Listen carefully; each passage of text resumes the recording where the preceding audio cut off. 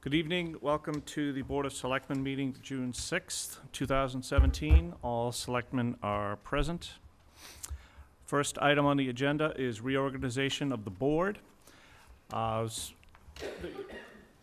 Shortly after the start of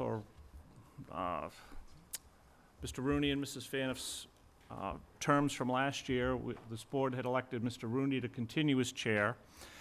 His workload had picked up after that, and he requested that we reorganize at that point, and the board selected me as chair. It's been an honor to have served as chair for this past year. And I think with the election recently being held, I think it's up for discussion again for reorganization of the board moving forward for this next year.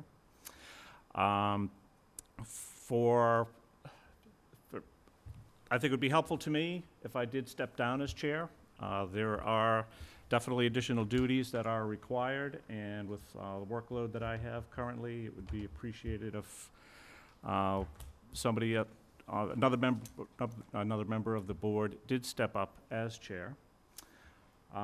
If I have in mind a recommendation and a nomination that I would put out there, I presume Ms. Faniff, certainly with your As I said in the past, I've been chair. I've been here over 15 years, and I think it's a good process when others get the opportunity to see what's involved. So I would pass on that. Okay. With your seniority, if you did want it, I would defer to you. I think, so my nomination is for Mr. Calenda as chair. Lisa, I know you certainly had tremendous support in this recent election. From my perspective, having been, in that seat, just a meeting or two, I think it certainly was beneficial to me to have a year under my belt before taking on a role in the chair position. I think moving forward, I encourage you to step forward and take a role. I think you'll do a great job at it. I think you have tremendous support in the town, as evidenced by the election. But I think the board will be best served in this coming year with Mr. Calenda as chair, so that would be my motion. I'll second. Moved, seconded. Any other discussion? All those in favor? Aye. Mr. Calenda? Aye. Thank you, Mr. Shea. And with that, we will need a vice chair.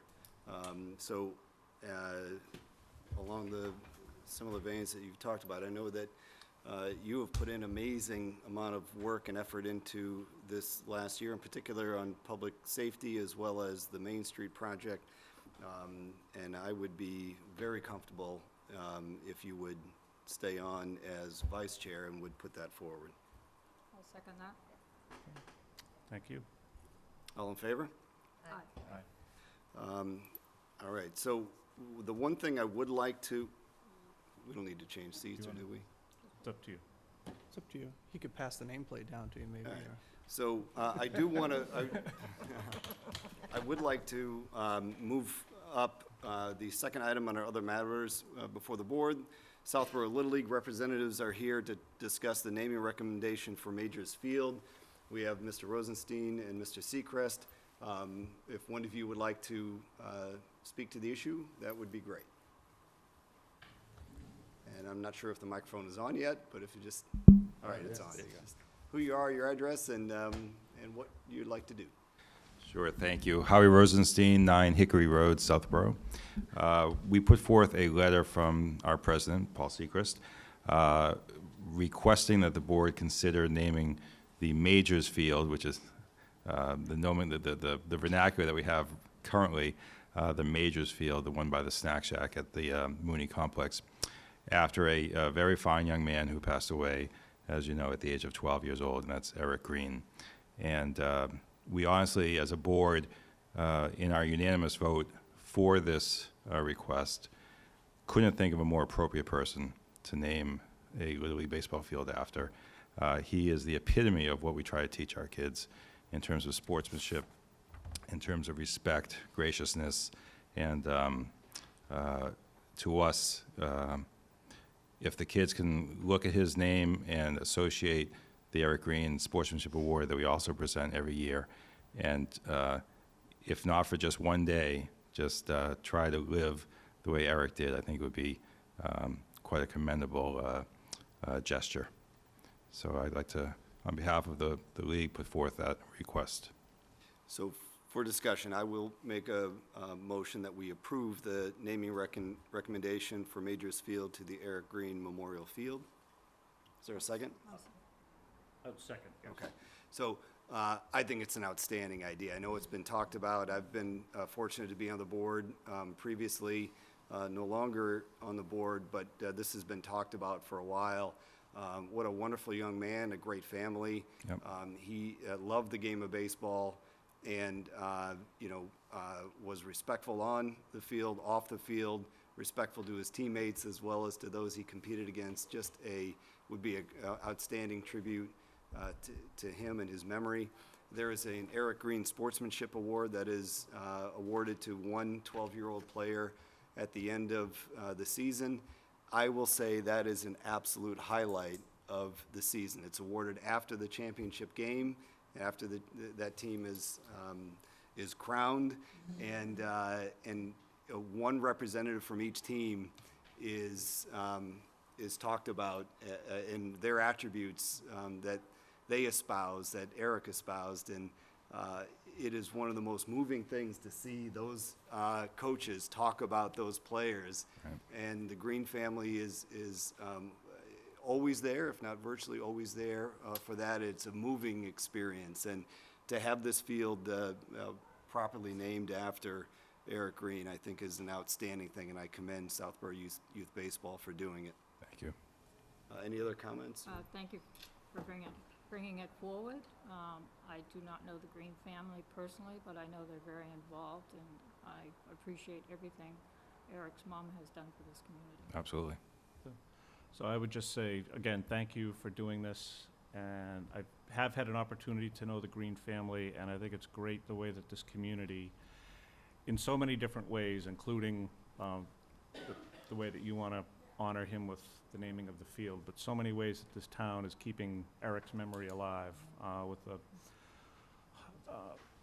memorial that they have at the Trotter School Sure. itself. I know that there was a piece of music written in Eric's memory that the Trotter Band had played this year at one of the Micah festivals, and my daughter was in Yep. at that. Kaleidoscope. And one of the judges was from Minnesota. And, there's 3 or 4 judges that talk during the presentation, and they meet with the kids afterwards. And he just made it a point to talk to the band members that were there and to Mr. Clark from Trotter about how moving that piece of music was, and how, after you'd heard the story of Eric and his, untimely passing, how special that was. So it's just another great way that this community is keeping the memory of a great young man alive. Thank you. Yes, thank you. I also think it's a really wonderful thing that you're doing. Eric touched many lives in this town, my son's included, in a very small way, but in a very important way. So I am very, very pleased and very proud that you guys are doing this, so thank you. Well, thank you, and I look to, I invite you down to the field on June 11th, on Sunday after late afternoon, and watch the festivities, because we're really proud to do it. Perfect. So it's motion has been made, been seconded. All those in favor? Aye. Aye. Thank you very much. Congratulations. Well done. Thank you. Thank you. Thank you, Mr. Seacrest, as well. So next, we have the charge for the Public Safety and Building Committee. We have, in our packets, there is some red lines of, there's previous iterations. There is a consolidated version. Hopefully, folks have had an opportunity to go through all of those. For discussion's sake, to get things moving, I will move that we vote to approve the consolidated version as provided in our packet. Second for discussion Okay, for purposes. discussion. So, in the consolidated version, I like it a lot. And there's no major issue with any of that. I think it creates a good basis for this committee to continue to operate. There has been discussion about what the proper number should be, whether or not there should be a Board of Selectmen representative on it or ex officio. I'm of the vein that we all will at any particular time be going to different meetings. We don't necessarily need to name one of us. I think it's important that we all attend those when we can. I had originally thought we could do up to 9, and then I saw that there was movement towards 7. I'm more than happy with a number of 7. I think that is a good working number. So I do like the version that we have in front of us, but would love to open it up and see what folks think. Anyone want to start? I have one Ms. question. Fana? One question under term and organization. And I think Ms. Brascio had the same question. Use of engineering or other available funds. I need more detail. Where would those funds come from? Is that our engineering budget? No, those funds would be the funds that were approved by town meeting. So only the funds that There- have been approved? Yeah, there was discussion as to whether or not that needed to be in there at all. So, whether you want to keep that or not, but simply, so the committee does not have, spending Right. authorization. They make, the committee makes recommendations, the committee would help, to control the process and to vet the issues and bring recommendations for contracts, for appointments, for things like that to this board. And they'll work with myself and whoever else to make that happen. But other boards and committees, if necessary, could be requesting money out of the same funds, correct?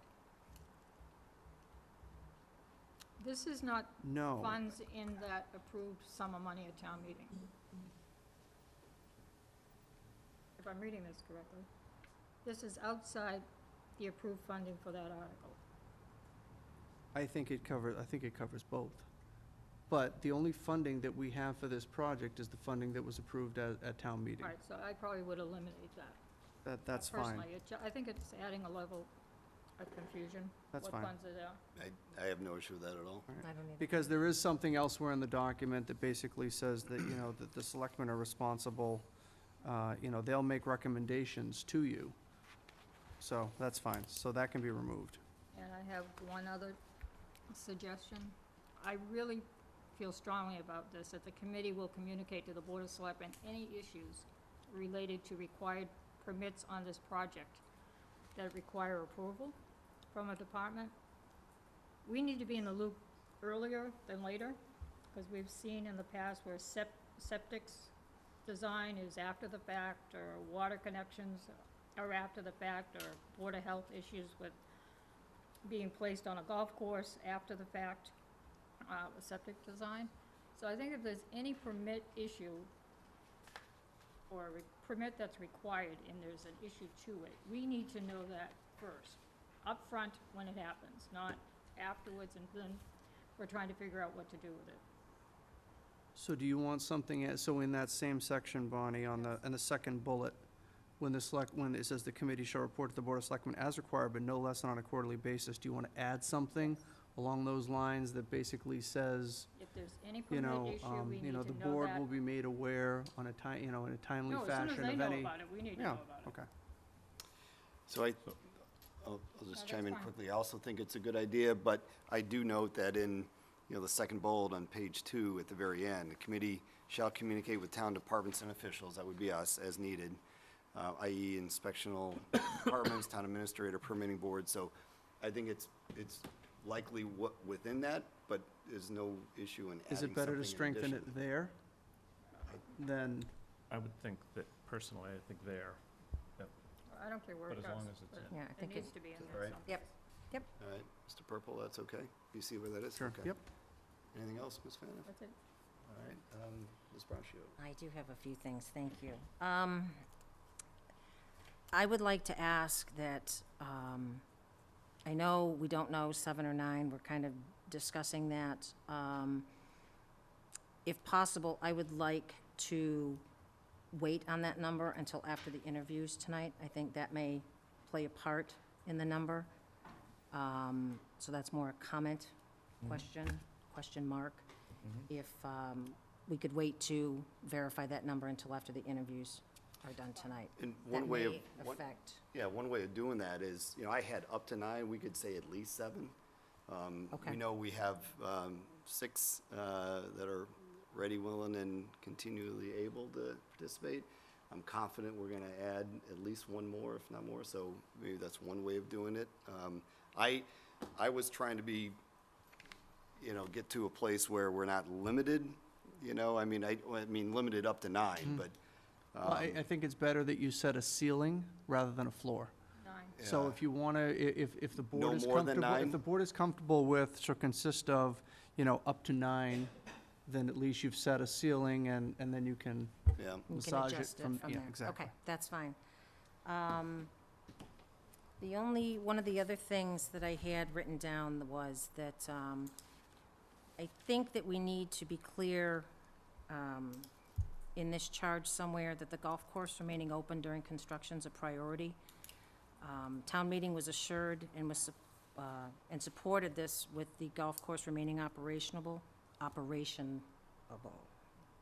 Well, I understand the funds were not approved at this time. Any construction plan should try to incorporate remaining open unless told otherwise. I know in discussions that have been had, I think that's an important piece. Was one of the things town meeting voted on was making sure that the golf course could remain. As well, I understand there may be the opportunity to set up further within the document a subcommittee for this, but I think in order to work in conjunction, we should have something in this document. I'm a big person in process.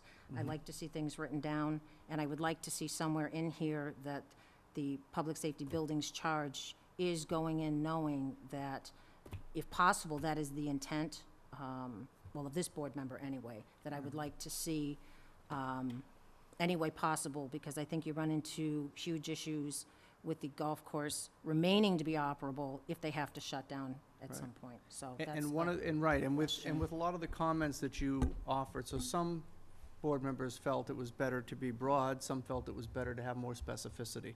And, those, the intent is covered, I think, in some of the other bullets in terms of advancing to final design in accordance with Article 1, of the March 8th special, then further down, working to implement collaborative approach with neighboring parcels, including the school, the golf course, as adopted by the Master Plan Committee, further supported by the Safety Committee, as presented at the March 8th special town meeting. In my mind, that covers it, and the board, other members may feel differently, and if we want to flesh out some of those things, because you had a lot of things that I was looking at saying, I think it's covered here, but if you want to be specific, I don't think it's a problem to add. It's just how much specificity do you want to bring to it? And Brian, as a member of the previous committee, maybe you can speak to whether, as a committee member with the charge, is it better to have something narrower? Do you want, putting you on the spot? So I completely agree with the comment that we need to minimize any amount of time that the golf course is down. I think that message was heard loud and clear by everybody. And I'm in full support of that, and I think not meeting that requirement is just gonna be to the detriment of, the Yep. long-term sustainability of the golf course. So putting in, phrases like, keep to an absolute minimum or things like that. I don't wanna tie the building committee's hands so much, because at some point in time, we know that construction has to occur on the golf Yep. course. So there will be some time where there will be impacts to the course. And, whether, exactly how that's all gonna get sequenced in the construction, I think that we're gonna need to rely upon the expertise of the consultants that we hire, of the project manager that we're gonna be bringing on board. So I think that sentiment is fully understood by everybody. I think that it was conveyed and was included in the special town meeting article and the presentations that went with them and all the reports that were prepared.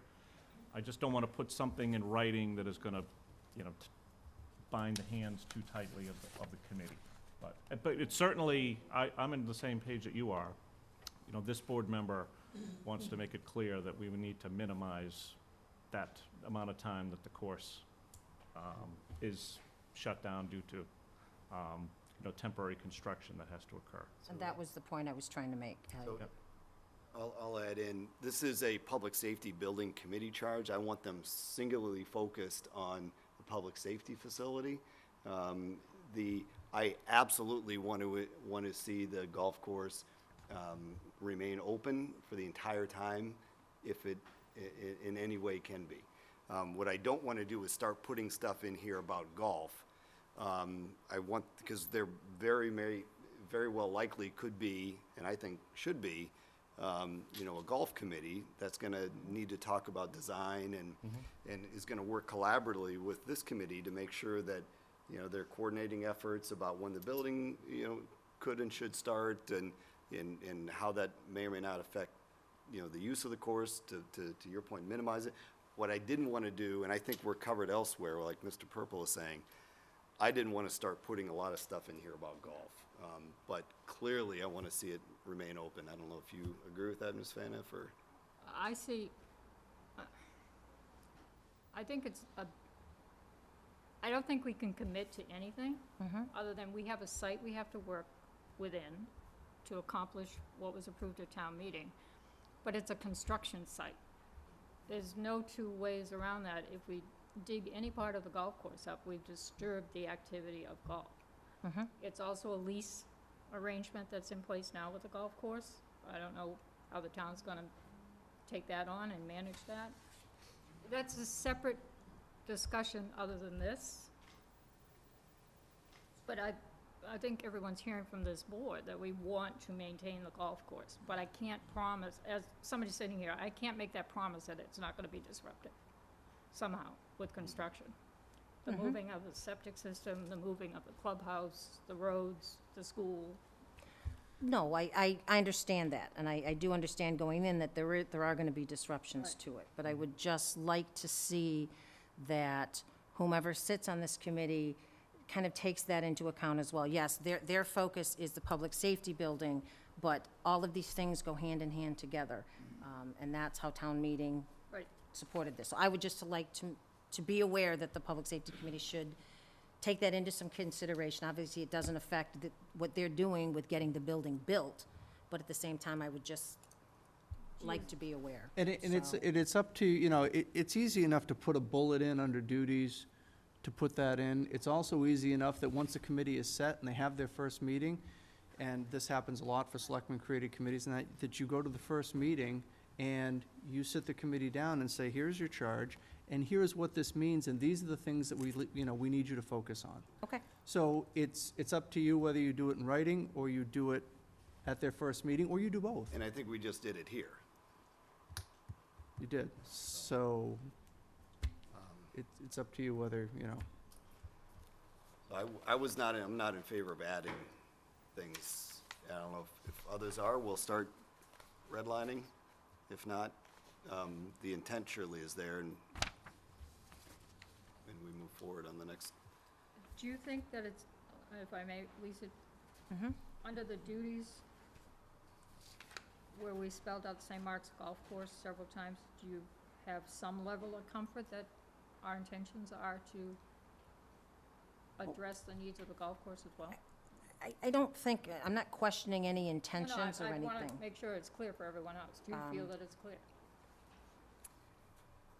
I do, but it's up to you.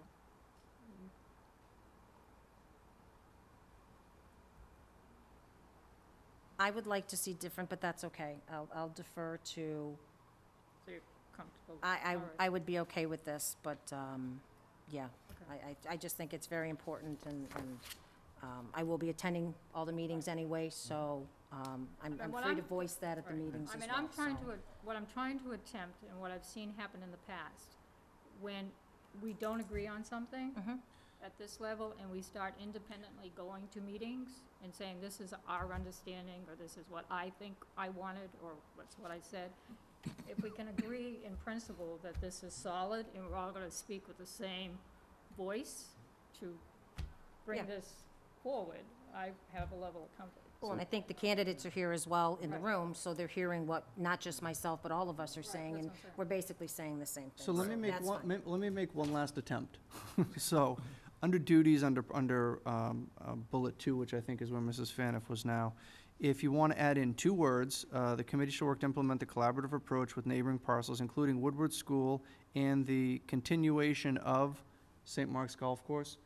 You could add those 2 words, and I don't know if that gets you, where you're looking to Well, be, it's but. broad, and, you can't put, I understand, you can't say Right. it has to remain open. I understand that, but everything we can Right. do to minimize the impacts, so So I just- would be Why don't fine we with do that. it? I will just add, put my legal hat on, is the continuation of the St. Mark's. Honestly, that doesn't do anything because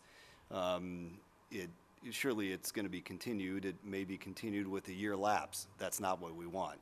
So, I honestly, I think we've heard from Selectman Braccio, Kalenda, Faniff, Shea. We would like to see it remain open as much as possible during the entire phase of this process. Anyone Okay. disagree with that? No, I'm Okay. fine. That's Any fine. other? Okay. Who That didn't we hear was- from? Oh, just one other thing, I'm sorry, if I could just add one other thing, that, I don't know if there's any way, I know we say that in the last bullet, the committee shall communicate with other town departments and officials as needed. I personally would like to utilize some of the expertise we have here in town with the IT and the facilities department. I think they're fabulous, and I think they could help through this process with any questions or whatever, so I don't know how to add, if possible, to even add something in, some language on using the town resources that we also have. So that, So this committee will have access and use of any and all town resources at their disposal. Is that correct, Mr. Purple? Is there anything they would be prohibited from using? No, because everything that is under the control of the Board of Selectmen, obviously, the committee would come through me, and I'm sorry, we would get them what they would need. If you simply want to add in, and with town departments and officials, and put a comma in there and put resources, like I said, it's broad, but you could put that in there. And I think that takes care of that. that would be fine. That's good. And then Anything that's- else? Mr. Shea, Nope. anything further? Ms. Faniff? So the only thing that I guess we're left with, do we want to, I'm fine with 7 members. If we'd like to do up to 9, I'm fine with that as well. That was something I had offered up before, so up to 9? Up to 9. Tonight, to yep. nine? Up to 9. Okay, so Mr. Purple, I think we have a consolidated, So you- with those edits. With those edits, you're comfortable with the ex officio, you're comfortable with, So, I'm sorry, good point. I was going to take out a Board of Selectmen member as an ex officio. Yes. I don't necessarily want that. I think we all have, I don't want to name one of us. We have the town administrator. So, anyone disagree with that? Anyone feel strongly they want to be that person and want that in there? I plan on going to all the meetings Yeah, anyway, so- so. Mr. Shea? I certainly plan on attending, Yeah, so most, I if say we not all just, the meetings as well, so I say we take that out. All Okay. right, and then we all go when we can. This is the biggest things we're doing in town, so. Yep. Okay, so your ex officio will be town administrator, police chief, fire chief, and a member of advisory. yes. yes. Is that right? Yep. Okay. So we have a now edited version of the charge. I move that we accept it. Is there a second? Second. All right, any further discussion? I don't have anything. No? All right, all in favor? Aye. All right. I'm sorry? Mr. Litt? Tim Litt, 148 Woodland Road. I was just listening to the comments about priorities and golf and not wanting to shut things down. It seems to me that you need to have an explicit mechanism that says how you make the trade-offs between cost, schedule, and golf, right? Those 3 are always going to be, in tension. And it's not I don't think it's the building committee that you want to make that decision, and I don't think it's the golf committee that you want to have making that decision. Nope. So I think you need to say something about those decisions come to you, or you have some process for resolving it. And that's a great point, Mr. Lee. Those committees do report to the Board of Selectmen, so, they would be making recommendations to this board. You're exactly right. They wouldn't be making those decisions on their own, but they would make recommendations. Any other comments before we move forward? Yes, ma'am. Janet Maney, 21 Skylar Drive, speaking for advisory. You guys rushed to a vote before I got up there. I wanted to make a plea for the advisory member to have a vote, be a voting member of the committee, partially because I think it should. We have a person on the committee, Kathy Cook has stepped forward. She has a lot of contract experience, a lot of building contract experience, both writing them and holding people to them. So she said she's willing to do it. But also, if a member of advisory is on another committee, they can't vote when that subject comes up to advisory. Can or cannot? Cannot. Cannot. So, and it doesn't say anything in the bylaw of whether it's ex officio or not. So I have a feeling that just member is member, and they wouldn't be able to vote when it comes up in front of advisory. And if it's ex officio, they wouldn't be able to vote if they come under, like, on the committee itself either. And then you're taking someone with a lot of expertise and giving them no actual vote. So I actually thought that there could be an issue if they voted on this and then it came in front of advisory. You're saying just the opposite? They can't vote when it comes in front of advisory regardless. That's different from other committees. It specifically says that under advisory. Mr. Purple, any comments on that? I reread it today. I recall, I thought the language was that the person couldn't count towards a quorum on the advisory committee, but on that particular matter. But I didn't think that there was any language specific And to you whether read or it not they too, could right? vote. I think I'm right. This came up a few different times. I talked to Jim Hegarty about it because he thought it wouldn't be a conflict. I went back and read it last winter. I read it again yesterday. I So believe you can't vote. maybe we'll be, I'm sorry, Ms. Fana. Does that only pertain to if they are party to writing an article? No, it just says if they're a member. For the most part, advisory members can't be members of other committees. Correct. They can be members of ad hoc committees if You approve it. if advisory approves it, votes it in. But then one of the restrictions is that they cannot vote when it comes in front of advisory. So I my believe only so. suggestion here is, so I would ask, and we have another meeting next week. I'm comfortable with the way it's written, but if there's new information that, Mr. Purple, you can work with Mr. Haggerty or town council if need be to make sure that, because it sounds like there's a few differing opinions, you may have the right one. I just Okay. don't know that tonight, but, Not an attorney. and if that's something that, the board wants to revisit then next week, I think that could be easily done. Would you mind doing that, Mr. Purple? No, it's fine. Thank you. Is that okay? Sure. All right. Okay. All right. So, we have, sir, please. Thank you. Dick Cruciani, 4 Ted Lane, Southborough. I'm also a member of the golf course group, okay? I am looking forward. I'm sure I can work with the committee. We have in the past. I was a pain in the butt when it first started. And it worked out. But we had a good rapport at the end, and things went along. And I hope that they will consult with us, or we'll go to their meetings or whatever, and I'd like to work with them. We're very flexible at what we can do and what we can't do. We understand that a lot of it's gonna be temporary, okay? And it's gonna mean we gotta adjust to what they're gonna do. The main point that I wanna speak to you as a board is, this doesn't only concern like the golfers and the golf group that we have. Now, we have New England Golf, which is running the course this year, okay, which it can go out to bids and it can be run and so forth. But they're gonna have to have a commitment this fall as to what's gonna happen, or they're gonna pull out. And then there's nobody to maintain the golf course, all right, and it's gonna go to pot. And we're gonna end up spending more money rehabilitating what gets lost, okay? So it is important that we stay open. it'll probably be in a limited capacity, okay? But, we have to start thinking, are we gonna bring them back? Are we gonna send it out to bids? Because if nobody's there, there isn't gonna be any maintenance or anything on the golf course. Completely agree. And Okay. it has to be maintained. Right. It cannot be Okay. left to, in a state of disrepair and then suddenly be able to open up one day and Yeah. with a grass mowing. That's not The how way, it works. the way it's sitting now is we don't have anything at this point. We haven't got funds, we don't have a thing.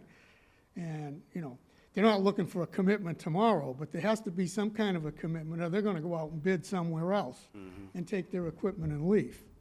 Okay, and I don't know how we're gonna do all this, because I understand the building has to be sited, and the rest of it. But I think personally that with a little cooperation from them, and for us to shorten up what the golf course is, we can work outside the perimeter of what's gonna be done and stay out of their way. All right, I just don't know how we're gonna coordinate all this and bring it forward. Well, right in the charge here, there's supposed to be collaboration throughout, so I'm confident there will be. And clearly, the intent of this board is to make sure that it's open and usable during construction to the greatest extent possible. Okay, well, if we can work to some end to decide, maybe we can sort of have a plan that we can stay open, and then we can, do something either with New England Golf or whoever the selectmen want to rent the thing Right. to, or whatever's going on. But other than that, I don't know if you can actually put it out to bid under the conditions that are there, okay? If you're gonna say to somebody, we have kind of an ad hoc golf course, Right. will you come in and pay us X amount of dollars? And they're gonna say, it's a construction site, much as you said. I don't know if we can even run this successfully.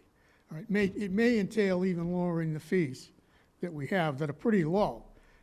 But if you're gonna ask golfers not to have greens and tees and limited golf, then I think we have to do some consideration on that. And the other part of it is this, that one of the considerations is we wanna grow the place.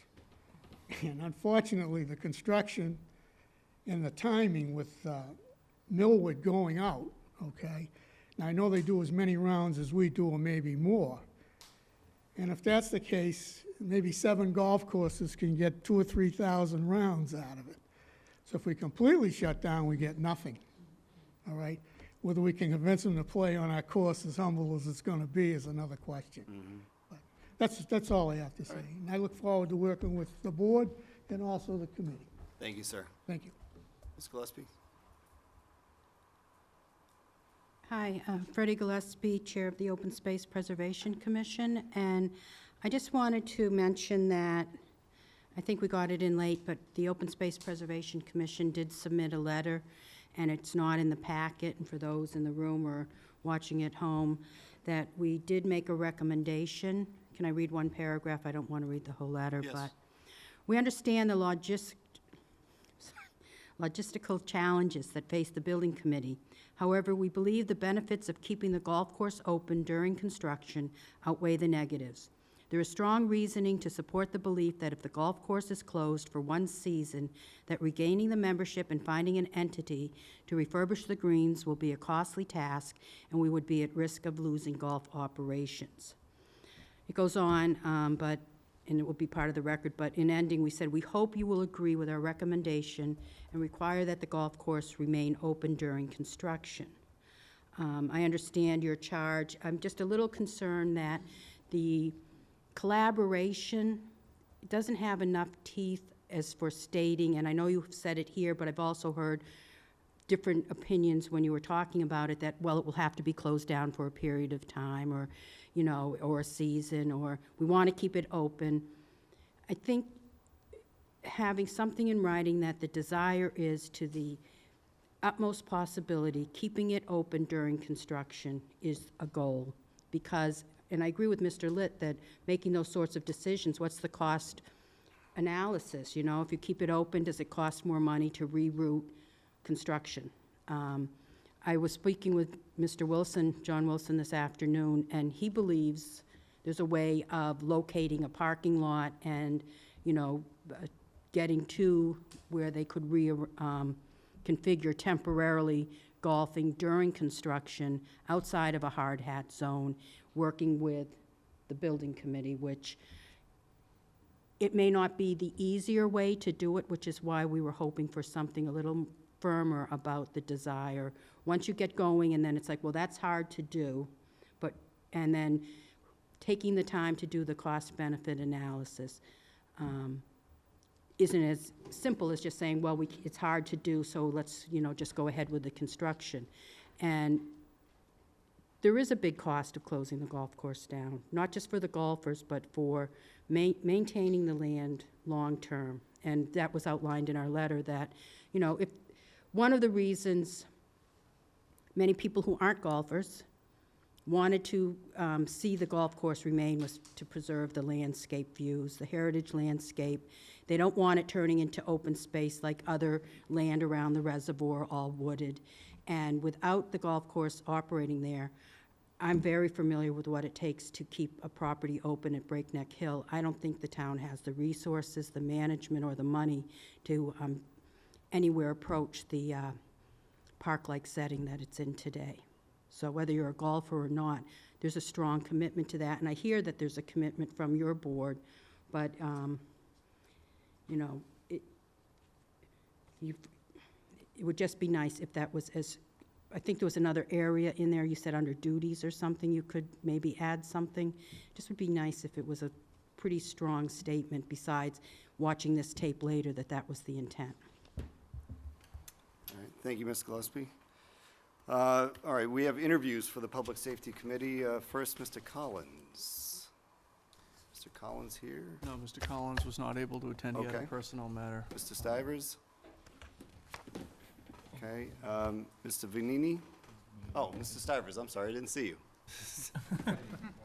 That podium was in the way. So, Mr. Stivers, if you would, let us know. We all know who you are, but name, address, and your interest in the committee, please. Sam Stivers, 7 Presidential Drive. I applied for this a while back when, in fact, it looked like you were going to make appointments, and there was a very short list of applicants. And my concern, as I think I stated in my message, was that I think this committee needs a strong dose of individuals who have significant construction project management experience, financial management experience. This is a big project. Things can go wrong, and in projects like this, if they go wrong, they can be very expensive. And so I think it's extremely important to have a lot of oversight in terms of the management side of the project to make sure that we minimize the risk of things going wrong. And there will obviously be some things, I'm sure, in something like this that happens, but you got to work hard to have people who know what to look for, how to work with contractors, how to select consultants and contractors, et cetera, et cetera. I've done a lot of that. Subsequent to my application, Kathy Cook stepped up and said, I do that as well. I'm interested in doing it. And I was also interested in having an advisory representation there in some way. And so if, in fact, it turns out that Kathy is available and appointed, I'm prepared to step back and not apply. I'll withdraw my name if you folks decide that she is a good candidate and appoint her. If you decide not to appoint her, then I remain in the running for that. So it's sort of, again, issue for me is that I think we need those kind of skills. I think there's some other strong candidates on the list now, particularly Larry Vagnini, who I worked with on the golf course committee. Sounds like he has a perfect background for this. So I think that's meeting that need. So again, I've done these kind of projects in the past. I've spent my career being a consultant and hiring consultants and managing consultants to do these kind of things. And I think you need to be on top of the process and make sure that people are doing the right things, not that people won't, but a little oversight certainly doesn't hurt. Something this scale and complexity, making all the pieces work in terms of all the other things that are going on in town that need to be managed, like we've heard some of tonight. So that's my pitch. I'll agree. I think Ms. Cook would also be a great candidate. Questions for Mrs. Stivers? Do you want to take questions, or are you okay? Happy to. Okay. Always glad to talk. I have a process question, and your chair's here. Advisory board needs to appoint a member of your committee to be on this committee? Approve it. You'll be, It depends on what you folks do, I think. oh no, you said if Ms. Cook, Ms. which I haven't spoken Yeah, with, yeah. is interested. was tied up tonight. Right, I understand that. We get something in writing saying that.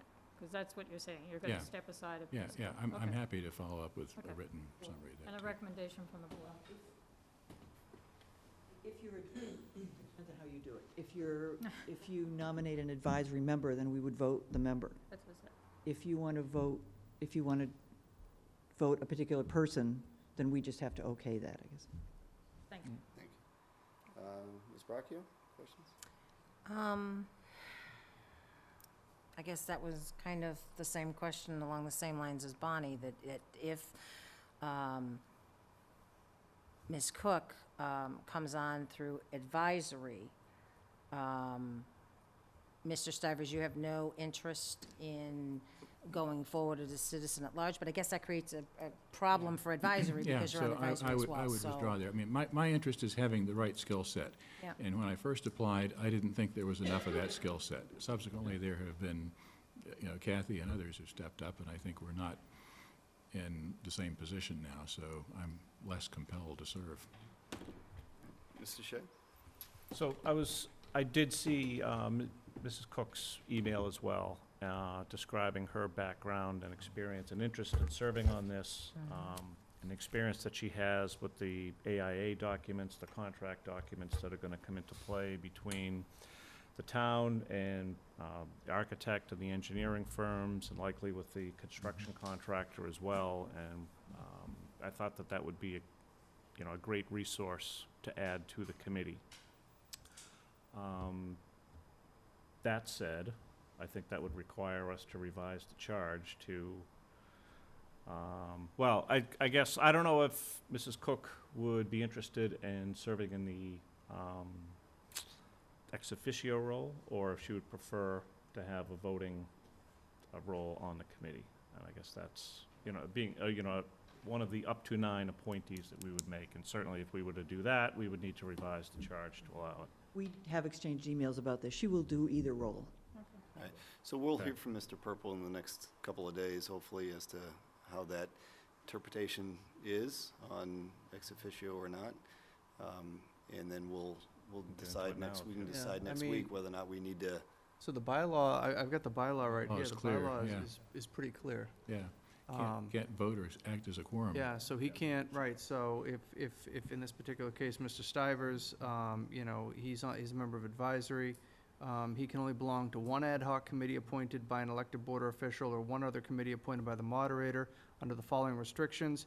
His participation is approved by the majority vote of the advisory committee, as Ms. Manny has already stated, excluding the member desiring to participate in the above committees. And the advisory member may not vote or be counted for purposes of a quorum during advisory meetings when matters subject to the jurisdiction of the above other committees are presented to advisory. So therefore, if you put Mr. Stivers on the committee, he can then not vote in anything regarding the public safety facility construction or anything of that nature related to the project that is brought before advisory.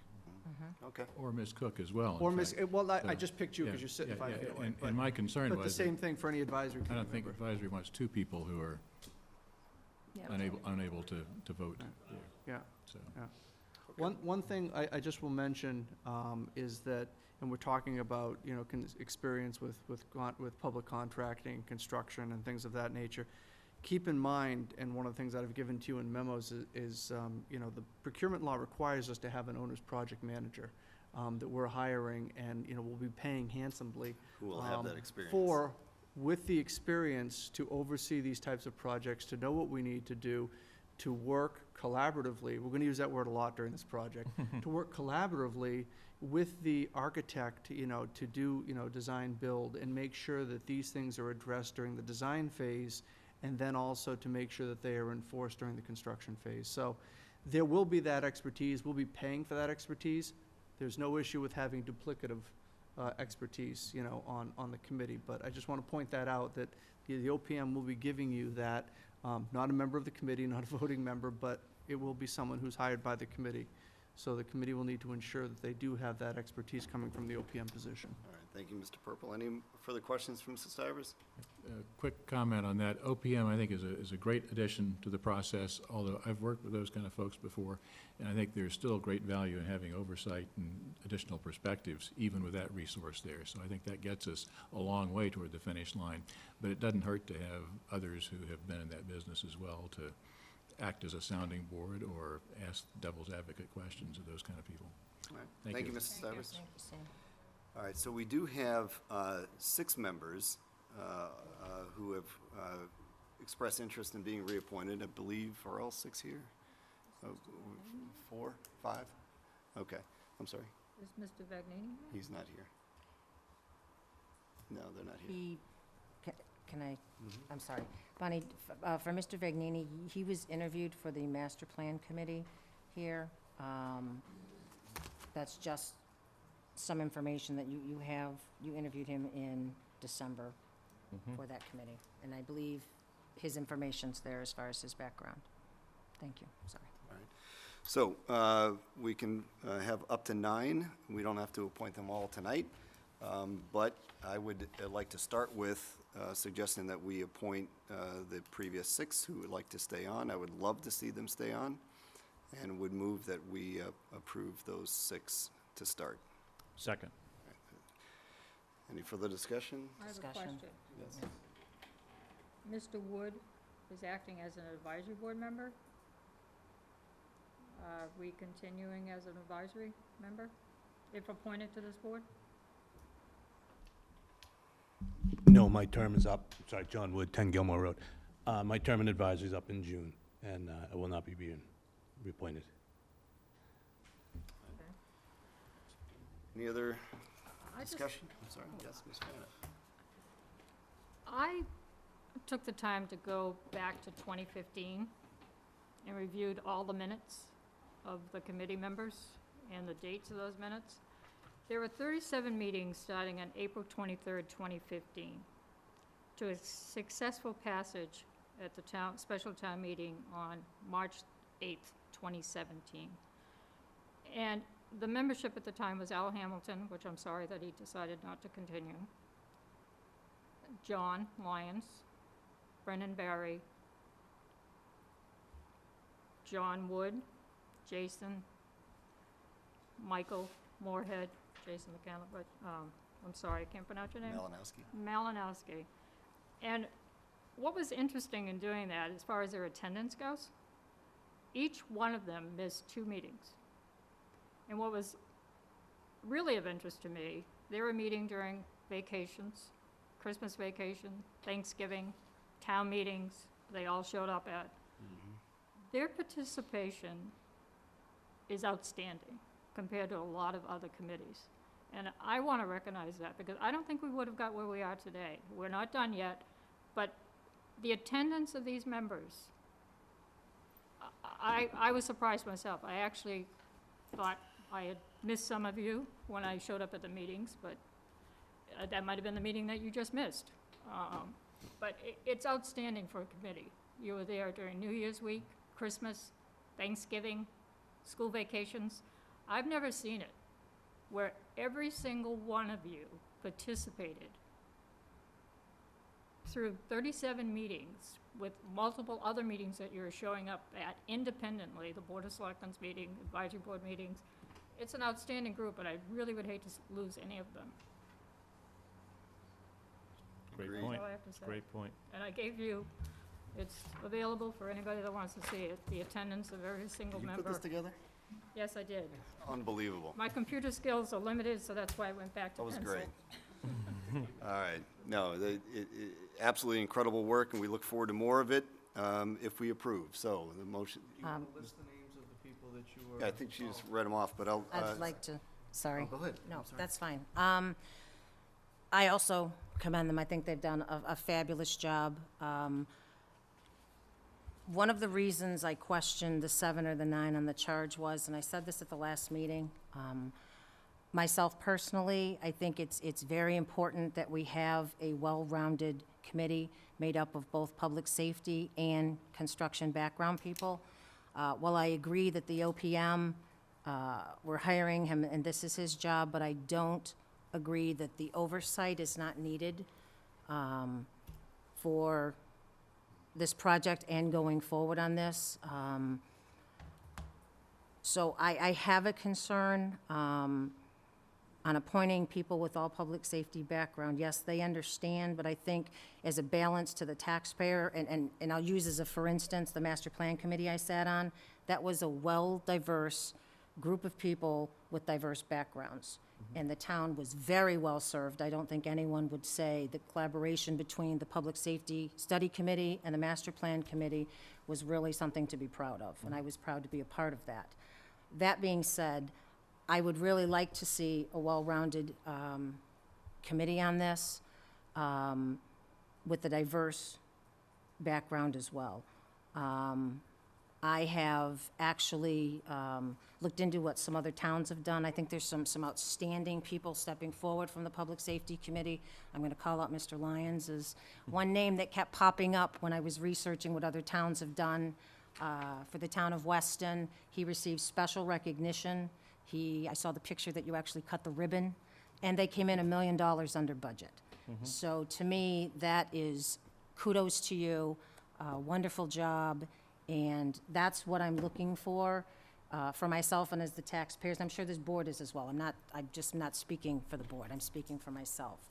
So to me, I'd like to see a well-rounded. I still believe there's expertise out there. I know we talked about advertising it for another week, and I saw that it went up on the town website, and that's it. I still think there are other avenues we could pursue to get other people. I'd like to see a seat remain open that we could leave open for 60 days and try to fill it with the construction background, finance background, whatever base type person, and in 60 days, if no one steps forward and we can't fill it, then we move forward and fill that seat.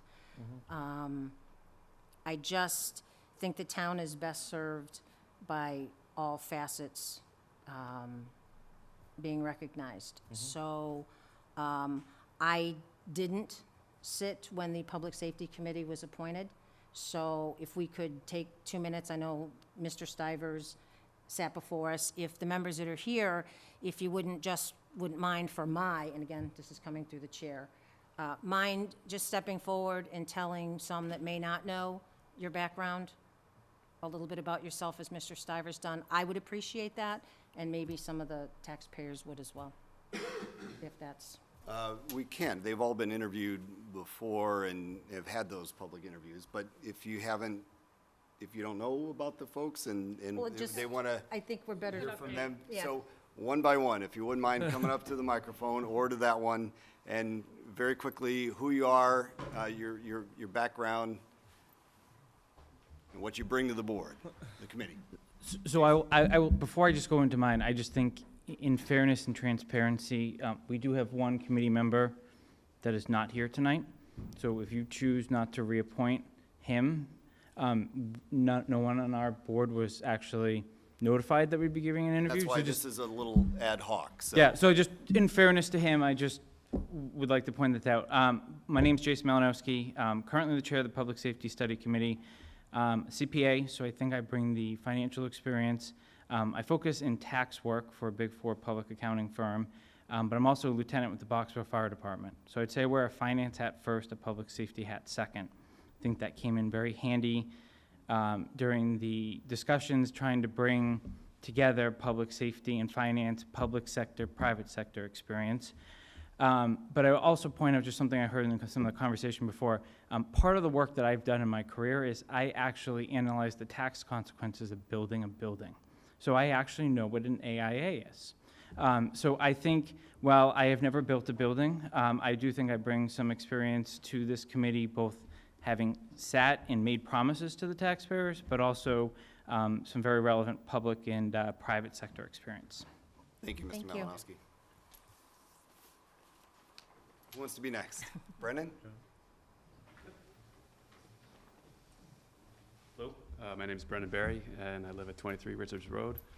I've been a citizen of Southborough for 9 years, and I am a firefighter. I've worked for the city of Waltham for 15 years as a firefighter, and I've just had a great time working on the past committee, and hopefully I have a lot of insight. I've heard a lot of comments from everybody in town about what we need to do with this project, so I look forward to hopefully continuing on and building a really good building and getting the golf course built and continued on. Thank you. Thank you, Thank you. Mr. Berry. Mr. Wood? John Wood, 10 Gilmore Road. I was in public safety, and I was the director of operations of a private ambulance service. While running the ambulance service, I built 3 stations, one in Marlborough, one in Worcester, and one in Chicopee. So I understand what it's like refurbing a building while trying to operate as a public safety building. I also have been on the advisory committee for the last 8 years, so I understand the tax ramifications and what the town is looking for. That's it. Thank you. Mr. Moorhead? Michael Moorhead, 12 Woodbury. I'm an architect. I have about 16 years experience in downtown Boston, and I've mostly built high-rise residential, so it's a different building type. But I'm on my second $135 million job right now, so I got an idea of the scope that we're talking about. I'm here for basically the public good of our town. I'm about a 3-year resident of town, and I'm interested in seeing us do this properly and doing it right and doing it well. So I think that I can have enough oversight on all facets of the job to aid that effort. So, thank you. Thank you, Mr. Moorhead. Mr. Lyons? And if anyone knows Mr. Goodney real well and wants to give a 30-second on him, feel free, Mr. Chairman, or anyone else. Mr. Lyons? John Lyons, 22 Richards Road, resident of 20 years of Southborough. Been employed by the town of Weston for 30 years. And I did the project in Weston that basically paralleled the Southborough project in 2007. And then we got put off a couple times because of school projects. But it came to fruition in 2013. I was on a ex facto member of the committee and then moved on to basically the liaison for the police department during the building construction. So a lot of things I learned to do and not to do. I said before in the meetings, the team we had, the OPM, the architect, and the construction company was great. And if we could put them all together, again, it'd be great. But we'll see what comes out in the public bidding. But I'm here to share my, like I said, my goods and bads about everything, and hopefully make the project work and come under budget. Thank you, Mr. Lyons. Anything on for Peter? Hopefully, Do him hopefully I do justice. Pete justice. So Pete is a detective sergeant with the Westboro Police Department. He was a prior member of the Municipal Facilities Committee that started to analyze this over 10 years ago, and provided insight from that of maybe some of the footfalls that occurred during that process that then led to a successful process here. Westboro, as some of you may know, also is going through a pretty significant renovation of a lot of their facilities. They built a new standalone fire station. They're currently in the process of gutting their police station. So in a recent meeting, we actually did something very similar to this, and Pete referenced that he's involved in that process and has day-to-day conversations with his chief about some of the obstacles they're facing during their particular project. Thank you, Mr. Malinowski.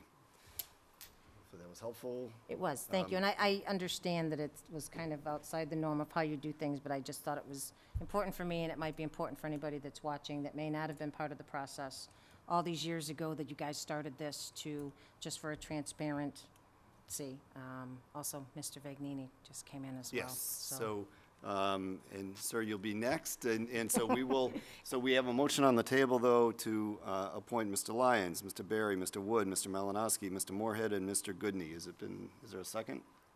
Second. Any further discussion? All in favor? Aye. All right, thank you, gentlemen. Sir, your turn. Apologize, I'm a little late. No problem. Actually worked out, so, all right. Yeah, let Larry folks know who you Vagnini, are 32 Lattisquama Road. and your interest on the committee, sir. Yes, so I've been in construction for about 22 years. I've been with the same company. I studied construction and architecture in Boston, and after graduation, I've been with the same company. I've been involved in about $1 billion worth of construction projects, the majority of which have been all private.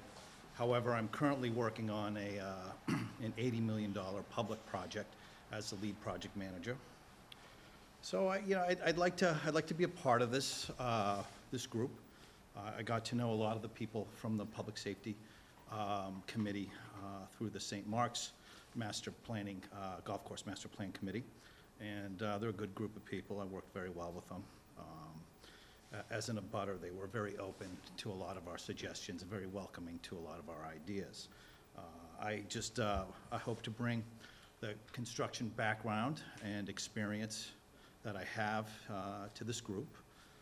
I think it's important early on that we try to do what we can to coordinate and work collaboratively, and try to get see if we can get that golf course modified prior to construction. I know it's not the major charge, but I think if it's well planned out and coordinated, it's quite possible with the logistics. And I've worked in areas where we've been in active buildings, active schools where we're separated by just 2 or 3 feet from students, and there's no reason why we couldn't build this complex, modify it, and run a golf course as well. So I actually did the fit out for Jason's office in the Seaport area. That was a $50 million project. I was a lead project manager on that, so hopefully he can attest to the quality of construction that's in the building. So, again, it's, I think it's important that every step of the way, if we do take it from where we are at schematic to DD, that we also follow up. We see if we can buy certain services with the OPM or the architect as far as check estimates along the way. I think it's important that we try to drive the costs down and without sacrificing the program. That's the most important part, right? Keep the program that everyone worked really hard, but every step of the way through the evolution of the design, see if we can pay for those additional services for check estimates along the way to make sure that we're on target. I've, in the 22 years, I've built every envelope that's possibly imaginable. I was part of a Frank Gehry building on the MIT campus. It was a $240 million project.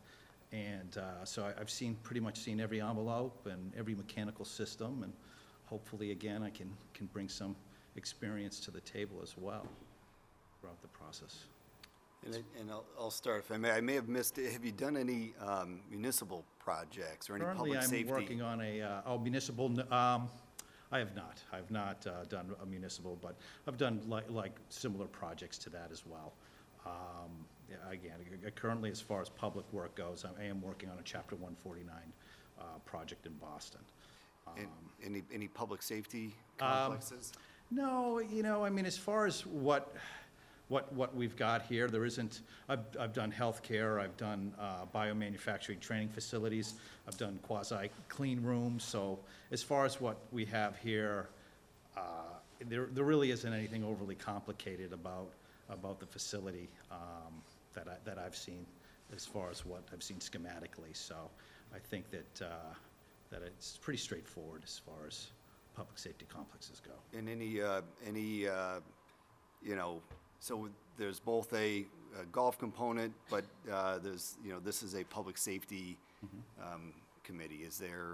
Do you have is one of those on a higher level for you than the other? Are you more interested in golf or public safety? I think it's, we've come a long way, and everybody's worked really hard on that committee. So again, if I can just, I'm for building the best possible complex they can, and again, making sure we try to drive that budget down and we all look good at the end of the day, and we have a state-of-the-art facility. I mentioned earlier that I think it's important that we do look at trying to properly plan and coordinate the modifications to the golf course, if at all possible, at the beginning. I think it can be done. There's a lot of good people in this room that I think we can get there. But yeah, it's important just that, again, I'm going to be staring at this facility from where I stand, so it's important that it really is, it's aesthetically pleasing to the neighborhood, but functional. It has to be functional. And again, it really, I'd like to see if we can bring this in within budget and on time. Do you foresee any possible conflicts with your current employment and possibly being on this committee? My company does have a division that performs OPM work. However, I don't believe they'll be looking into this particular project, so I don't see a conflict. If they did, then obviously there would be. Okay. But I don't believe they would be chasing this. All right, we'll start down, Mr. Shea. Sure. So with the work that you have done, has there been, you spoke very well about the vertical construction that you've been associated with. Has there been site work associated with projects that you've been on as well? Absolutely. So- Some so it's large facilities. So it's not limited one way or the other, so you've got the broad experience to We go cover. from slurry walls to four stories below grade parking, slurry walls. So hopefully we much. won't need those. Yeah, But, right. Yeah, deep foundation. So I think we're pretty good over here with spread footings and, yeah, we should be fine, yeah. Okay. Thank you. Ms. Faniff? Your residents to this property? I'm just curious, you said you could see it. I most likely will see that, yeah, the roof line, the backside. I'm at I 32. know you live at Lattice Farm, Yeah. but I didn't know where the home was. Yeah, I have a good idea. I think there was a few people that had done a good job trying to stake out the four corners of the proposed site. Again, it's conceptual, it's proposed, but in general, when that was done, you could just sort of elaborate a little bit vertically and see where we would be.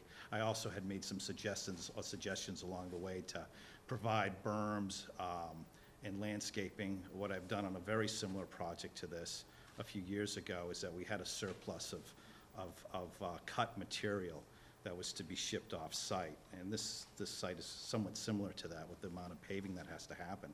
And what that material can be used as far as saving money is to utilize that on-site. Minimizes, obviously, the trucking cost and just the traffic that you'll see up and down the road if you can utilize that as far as building berms and modifying the golf course. That's why I think, again, it's pretty important that we look at the golf course modifications during this design process, because if you can utilize some of that site material, it's in the All right, so best if, interest of the town. so if appointed to this committee, your firm or the company that you work with cannot put in a bid for this building because you would have to recuse yourself. Correct. Well, they could. But he can't be at the But then- committee. But I Yeah. wouldn't be part of the So- Right. the committee. Again, at this time, I don't believe there's interest at this time. So, yeah. Okay. All right. I just want that on the record, that with Yes. the understanding, Yep, since you brought it absolutely. up, and I Yep. was unaware of it. Okay. All right. Ms. Bracchio? I would like to thank you for stepping forward. I had the pleasure of working with Larry on the master plan committee. I've seen his dedication. I think his experience was one of the things that I've mentioned here tonight. So I think he'll bring a lot to what our public safety committee already does. I think he'll be an asset. And again, thank you for stepping forward. Okay. Any alibis? I'm prepared to make a motion. Well, okay. so- Mr. Vanini. All right, so, but we got, all right, anything further from Mr. Vanini? Okay, sir, thank you. Thank you. All right, Thank you very much. all right. So, there were some applicants last time as well, right, that still have expressed interest. Mr. Rooney? There were two applicants, yeah, in the memo that I provided to the board, there were two other applicants, for the committee, Mr. Rooney and Mr. Collins. Your mic. Mike. At the memo that I had attached in your packet, there were two other members who were not interviewed this evening, could not be here, Mr. Rooney, who I think we're somewhat familiar with, and Mr. Collins, who could not be here because of a conflict that he had. Those are the other two. So beyond the six that you've done, you have Mr. Collins, Mr. Rooney, Mr. Stivers, and Mr. Vignini. You had Peter Faniff, who had submitted an application for interest and withdrew his name from consideration. So you do have four people left to consider.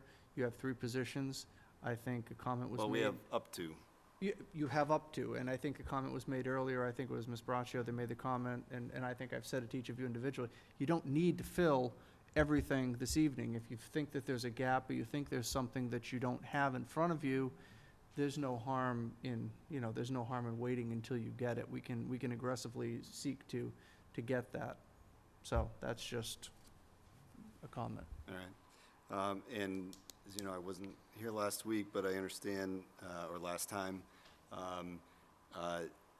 there's no finer individual I can think putting on this committee than Mr. Rooney. I have been so fortunate to have served with him for a number of years, and I wish he was still on the board. He's not, but he's expressed an interest to continue serving his town through this Public Safety Committee. He has a great love and admiration for those who wear the uniform every day and serve us and our police and fire professionals. And I'd be honored to see him stay on. I would like to start with Mr. Rooney and suggesting to my other members that he be appointed to the board, and that's my motion. Is there a second? Second. All right, any discussion on Mr. Rooney? Do we know what his travel commitments are? I think with his, he's expressed an interest, which means that he's has the ability to do it, and I'm confident that he'll be at every single meeting he can. There's not many individuals that have given more time and energy to this town than Mr. Rooney, and I'm confident he'll make it happen. So, any other discussion on Mr. Rooney?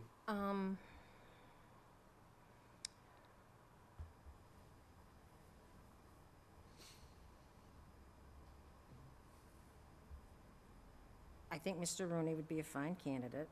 I just would like to add in, though, that we do leave a position open to find construction background person. So that being said, if the board is in agreement to, and again, I may be stepping out of order here, No. but for my discussion point, I would like to see another construction-based person on the committee. And if that entails Mr. Rooney, and Mr. Vagnini being appointed, then I'm all for that. I just would like to see a position left open, and however we can make that position happen to stay open, again, 60 days, whatever, just to, then I would be. All right, and right now we only have 6, so this would be a suggestion to add a 7th. We still have at least 2 more, up to 2 more. So, any further discussion on Mr. Rooney? It's been moved, seconded. All those in favor? Aye. Aye. Any opposed? Any abstentions? No, I don't want to abstain because I want to get this thing rolling. Could I make no, never mind, okay. So We're going to go up to 9 then. We can go up to 9. Go up to 9. So right now, this would be number 7. All in favor? Aye. Aye. Any opposed? All right, unanimous. All right, any other motions? I'll make a motion to appoint Mr. Vagnani. All right, for discussion. Second. Motion been moved, been seconded. Any discussion on Mr. Vagnini? All right, he would be number 8. All those in favor? Aye. Aye, unanimous. All right. Any others at this point we want to discuss tonight, or are we going to hold? We're going to hold I to would- here for Yes. I would advisory. recommend Okay. holding. All right, so we'll close it for tonight's discussion purposes only, and we'll start with those 8. Okay. Okay. All right. Thank Congratulations you all. to everybody. Appreciate it very much. Thank you, Please. ma'am. Yes, Janet Maney, 21 Skylar Drive. Can I just ask what the next step should be? Should Kathy come next week? Should we? We don't- know her. Do you? I don't see the you need. know? I think she's Yeah, fabulous. yeah. So I she's don't very think analytical. needs and- Need to to, attend- so- Okay. yeah. She's always welcome. We love, plenty of open seats, so. Thank you. Okay. All right. Okay, Hang on. Up, Jason. yes. Oh, Sorry, Jason, just, yes. I know you want to move on from this topic. 2 procedural things. The current Public Safety Study Committee is currently appointed through June 30th of this year by your board. I imagine that, actually, I'd strongly encourage that a meeting occur of those that were just appointed, prior to June 30th. So if there's anything procedurally that you think you need to do to So, disband, yeah, I don't think so, Mr. Purple. I mean, they don't have to meet and just let them expire. So Okay. nothing needs to be done. This Okay. is a, We'll dissolve the board at the same time, you know, can vote to dissolve at the next meeting, can vote to dissolve the study committee. And then the appointments will just will run out June 30. New committee will be up and running. all right. and then my second point is, I know you're working diligently to resolve the advisory thing, but I'm also aware that you don't meet every week. Next week we will.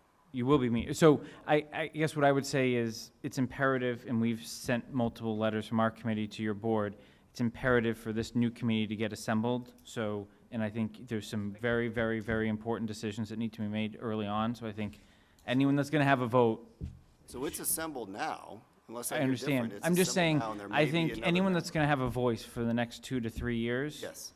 if we know who they are and they're gonna be on board and they're gonna have a vote, we might as well have them as part of the discussion I agree. There may sooner be rather one- than yeah. later, so. We have a meeting a So, week from yeah. tomorrow on the 14th, and it'll be done then. Yeah. So Okay. we'll do appointment letters tomorrow. Yep. Those will be out, sworn in by the town clerk, and, you know, we should connect and begin to schedule the first meeting. So you'll do that? I'll chat with you. Well, I'm not, Once you're, our committee has not been organized yet, just. no, it's, yeah, I understand, you know, maybe the presumptive nominee. But, all right, I've got to talk to somebody, but I'll put together just a draft agenda to begin the process, and circulate dates to committee members. But once the appointment letters go out, you need to get into the town clerk's office, get sworn in, and get yourself all set, and then we can begin to roll. Thank you. And Mr. Vanini, you just joined a great group. Thank you for your volunteering as well. Thank you. All right. All right, Chairman's report. Nothing? Any alibis, Mr. Shea? None. None? Town Administrator report. Mr. Chairman, in your packet, you have a copy of the board and committee reappointment list. I'm not gonna run through this, but this is all the boards and committees that the Board of Selectmen appoint. Mrs. Esposito in our office has been going through and contacting members of the committee to see whether or not they want to continue to serve, or whether they would rather not be reappointed. You will note that on the form in terms of the response column, whether it's a yes or a no. And you will note that there are some members, such as Ms. Yozo on Council of Aging. It's a new appointment, or new application, so has not previously served. You'll also note the vacancies that exist on some of these committees. If you've looked at this in previous years, we're actually doing pretty well. We're doing better than most. And so these responses that we've gotten from people are up to date, I believe, as of today. You got a revised version this evening. And as we did last meeting, this is just for you to take a look at, to have any comments, any questions before it's approved at the next meeting. Also, it gives you an idea of where your gaps lie, and we'll be putting things out as best we can. Mrs. Hale will handle that and advertising, some of these vacancies and open positions, because she is our social media person. And we'll make sure that we can try and get some of these vacancies filled between now and between the next meeting. So that's kind of where we stand with that, but I wanted to make sure the board had that prior to being asked to take any action on that. Would you add Ms. Bracio's name to the Affordable Housing Trust Fund Committee? One of the vacancies? Yes. Any other questions on the list? So- Mr. Shea, anything? Just one comment. I noticed that one of the alternate members for the Zoning Board of Appeals has indicated that he does not wish to be reappointed. I know that over the course of the last year or so, we have had interviews with a number of individuals who have indicated a desire to serve on the ZBA, some of whom were interviewed and were not selected. I think that it is important to fill the vacancy for the alternate member sooner rather than later, particularly with the recusals that at least one individual has with certain matters that may be coming before the board, and just to provide Mr. Dennington with the most number of candidates as possible to fill a board of 5 for each matter that comes up. Yep. I would encourage us to, advertise that, and I don't know if we want to, reach out to the people that have applied previously and see if there's still an interest in continuing in that, and again, opening it up to the citizenry at large to step up for that important board. I agree. Mr. Purple, can you help assist in that effort? I can. Thank you, sir. Any other comments? 2 other things. And any other comments on this? Oh, I'm sorry. I'm sorry, just, my only other point is on the Economic Development Committee. I've been serving as a BOS, Board of Selectmen representative, for a number of years, which I have continued to enjoy doing. I plan on continuing to attend many of those meetings, but I would like to see if there's another individual that would like to be the Selectman representative. I was in particular thinking of Ms. Braccio. I will say, it is one of the, we talked today about a great working committee in the Public Safety Committee. The Economic Development Committee does incredible work. They're very collaborative, they're very collegial toward each other. There's great community outreach to our local businesses, trying to encourage them to stay, ensuring they know who we are, and also helping to attract new businesses. There's great events at St. Mark's that we've done. There's broker breakfasts that bring in, realtors, and I honestly think it's a great thing. I've been doing it for a long time, and I don't know that others have had that opportunity that I've had to do it. I plan on continuing to go to meetings, but in terms of a Board of Selectmen representative, I thought of Lisa. Sir. I'm sorry, I hate to interrupt because you're on a roll, Yes. but. The roll is over. I know, but I wish I would have started before the ball started moving. Yes. So, and I forget, and I appreciate it because it reminded me to point it out. With regard to the Economic Development Committee as well as the Municipal Technology Committee, both of these committees are in the process of being replaced by standing committees. True. Okay?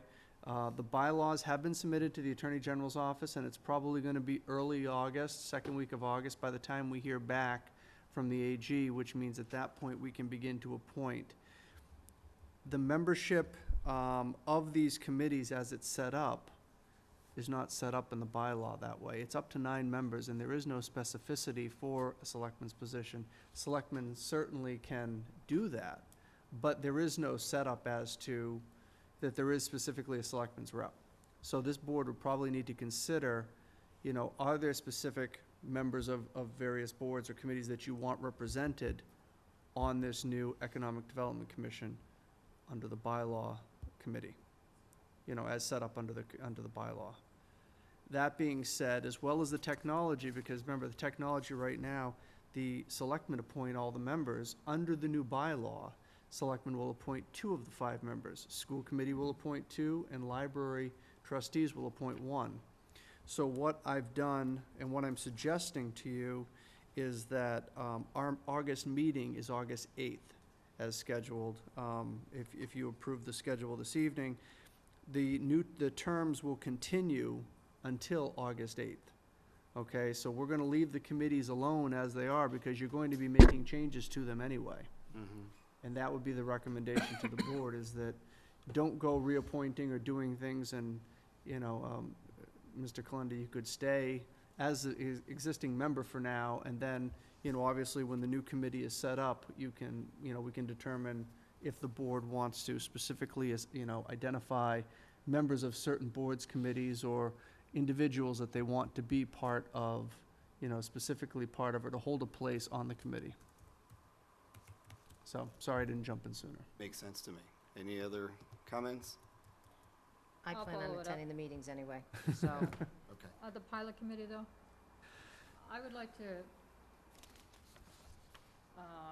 rejuvenate that committee by asking 2 members of the advisory board who seems to be interested in having a discussion to review the old report. It hasn't been done for 10 years. I did the last one. I think it would be nice just for a discussion, if nothing else. So I'd like to be appointed to that committee. I think it's an outstanding idea. And, You want, yes, Okay.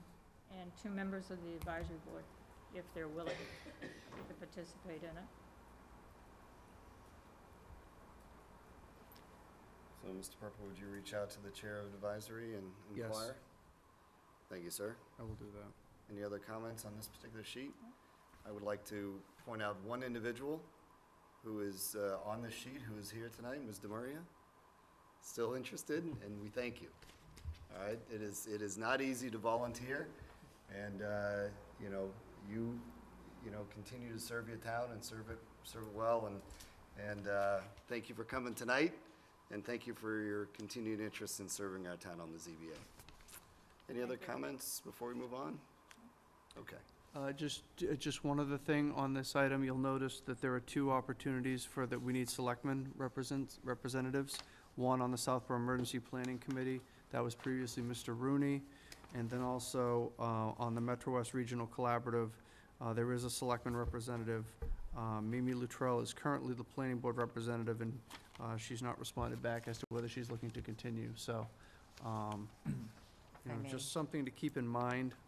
And, So I had, I thought I had stepped up to do I that. thought you did when John left. you did? Yeah, Okay. I went to the last Which- meeting with Brian, and which one is that Then we again? should appoint you.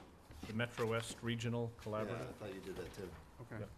I'm already on the emergency planning committee, right. so if I could shift Perfect. into that That'd be versus perfect. what I am, I'd be happy to do that. I think I'm listed as receptionist or something on there, but That'd be great. I'd be happy to just, it's just moving me over, so Okay. I'd be happy to do that. All right. Excellent. Anything else? Okay. So, 2 other quick things. One, which is germane to the Public Safety Building Committee issue that we'd been discussing. The RFP, or the RFQ for the owner's project manager was advertised in the Central Register on May 31st, and also in the Metro West Daily News on Friday, June 2nd, and also posted on ComBuys, which is the state procurement website. It's a little convoluted, but it is up there, and it does make sure that it is sent out to a broad breadth of interested parties. Any inquiries relative to the RFP are due to me by June 15th at 10 a.m. Anything that requires a response will go out to all the bidders, all spec holders by June 20th, and proposals are due June 28th at 10 a.m. The building committee is then going to review and evaluate the proposals. They're going to select the top 3 ranked proposals to conduct interviews, and this can be where, the discussion of what is really important, the pieces of the project that really need to be spoken to that may not be included, in an RFQ document, so people can understand, the project. And then, a contract is then negotiated with the finalists in terms of the services that we're looking to provide and the term, as well as the dollar value of the contract. And as of right now, we've probably got between 25 and 30 people who have taken specs. So there is a good number of people who are interested. That doesn't mean we'll have 25 or 30 people who respond, but I think it's good interest that people are interested in being part of this project. The only other thing that I have is I've talked with most of you individually at least about a board retreat, a goal-setting session. We have not had one for a couple of years. The 2 big ticket items that you had as goals, one was Main Street and the other was public safety. And both of them they're not anywhere near done, but they are in process, and I think we've taken great strides to move those forward. I think now it becomes an issue of following through on the completion of those goals, but the board needs to, I think, reevaluate you take a look at your goals and look at next steps. And we're trying to put together a retreat for the board to have these discussions. What I've envisioned is how we've tried to do this previously. Mrs. Hale is working on the logistics, but we have a wonderful resource just on the other side of our parking lot in John Wortman, who does wonderful work. And we've made the mistake of introducing him to other communities and municipalities, and now he does a lot of work with them in terms of team building and interpersonal skills, and it's really wonderful what he does. So we've had him come in last time, and really looking at a 2-hour session. The first hour is talking about, how we work together, how we're going to achieve what we're looking to achieve. And then the second piece is looking at, what do we want our goals to be? Where do we want to get to over the course of the next year? And then obviously the things that the board sees as important are the things then that we distill down, when we do reviews and goal setting for department heads and for staff. So I think it's an important part of the process. Right now, I believe the last date that I had on trying to get this done was August 28th. And it could either be afternoon, late afternoon, early evening. So I will send something out.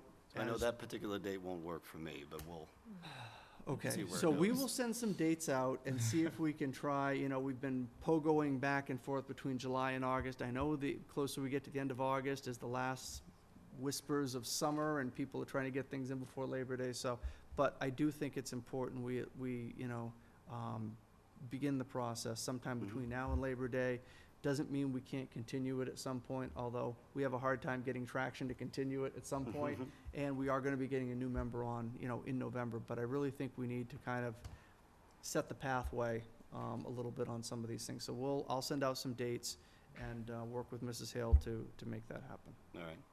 Okay. All right. Anything Can I further? ask something of the town administrator? Could you put out a feeler to advisory, the town moderator, or the town clerk, as far as what we can do better for town meeting, as far as coordinating our discussions with other committees? I'm not asking them to put everything in writing, but to me, that would be a goal, so that our experience at town meeting would be a better one, and we collaborate with all of the committees before we ever get there. I mean, there might be something we could do better that we don't see, and somebody should step up and tell us what it could be. Well, I'm hoping that the work that the Town Meeting Review Committee has been doing is going to flesh that out a little bit. But I think there needs to be more discussion between the memberships of committees and our committees before we ever get to town meeting. So I'll agree. I think it's a great idea. It's a great ask, and part of that is we would love to see more people participate in as many as we can in the survey that that group is made available and is on the town website. So maybe, Mr. Purple, while you're asking for that input, you can also encourage all their members to please consider spending 15 minutes and doing the survey as well. That'll give that group more and more data. Hopefully that'll be Right. useful. I mean, Mr. Ballantyne and I have really, as soon as town meeting was over, and we've had discussions with Ms. Manny, representing advisory, how can we do some of these things better?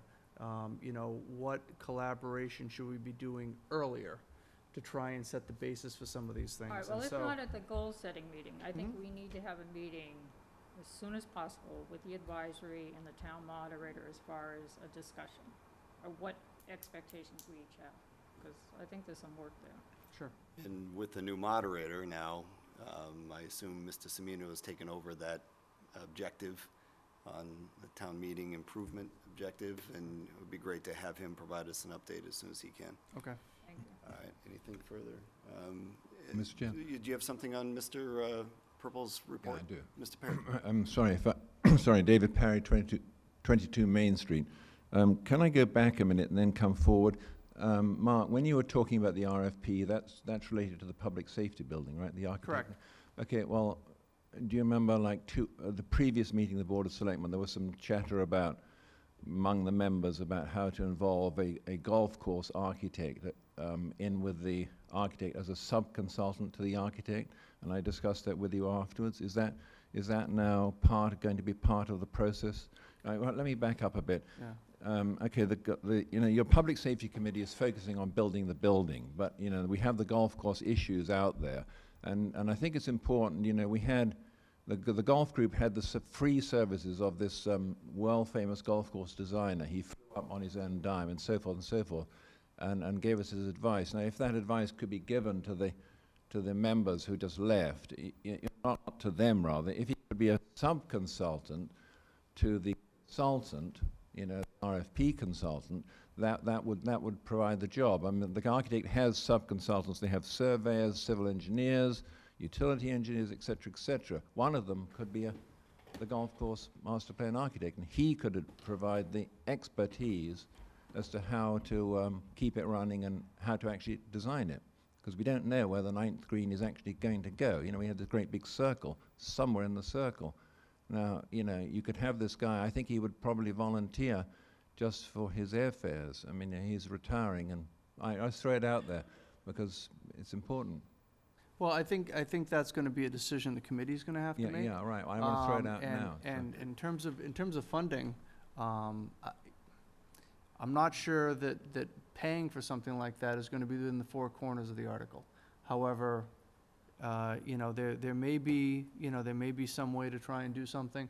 But like I said, the committee's going to have to vote to go down that road.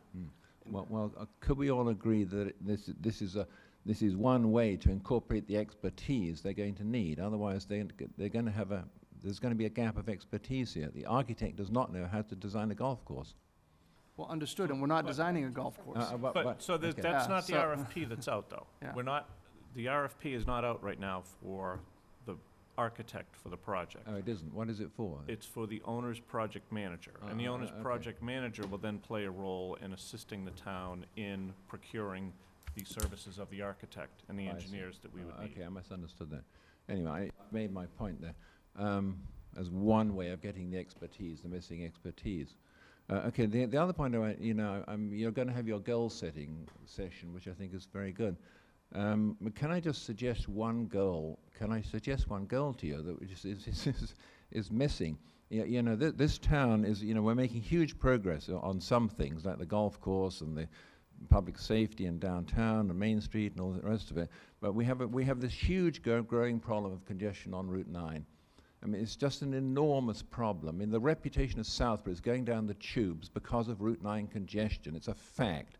It's cutting our economic base. It's a deterrent to businesses. It's just a nightmare going through town. I mean, I never leave my house between 4 and 5:30. The queues and the Fayetteville light are now like 2 miles long. It's quite staggering in the AM and the PM, isn't it? The light goes way, it's heading east in the morning. Cars are queued at the Oak Hill Road Central Light, and they go under 85 Bridge, literally dead stopped.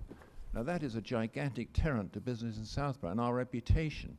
It used to be an asset, it's becoming a problem. Now, can I make a suggestion? You may not like it, but I'm just making a suggestion, not for you to do, not for us to do, but for the State Highway Department to do, which is namely what to me is the obvious.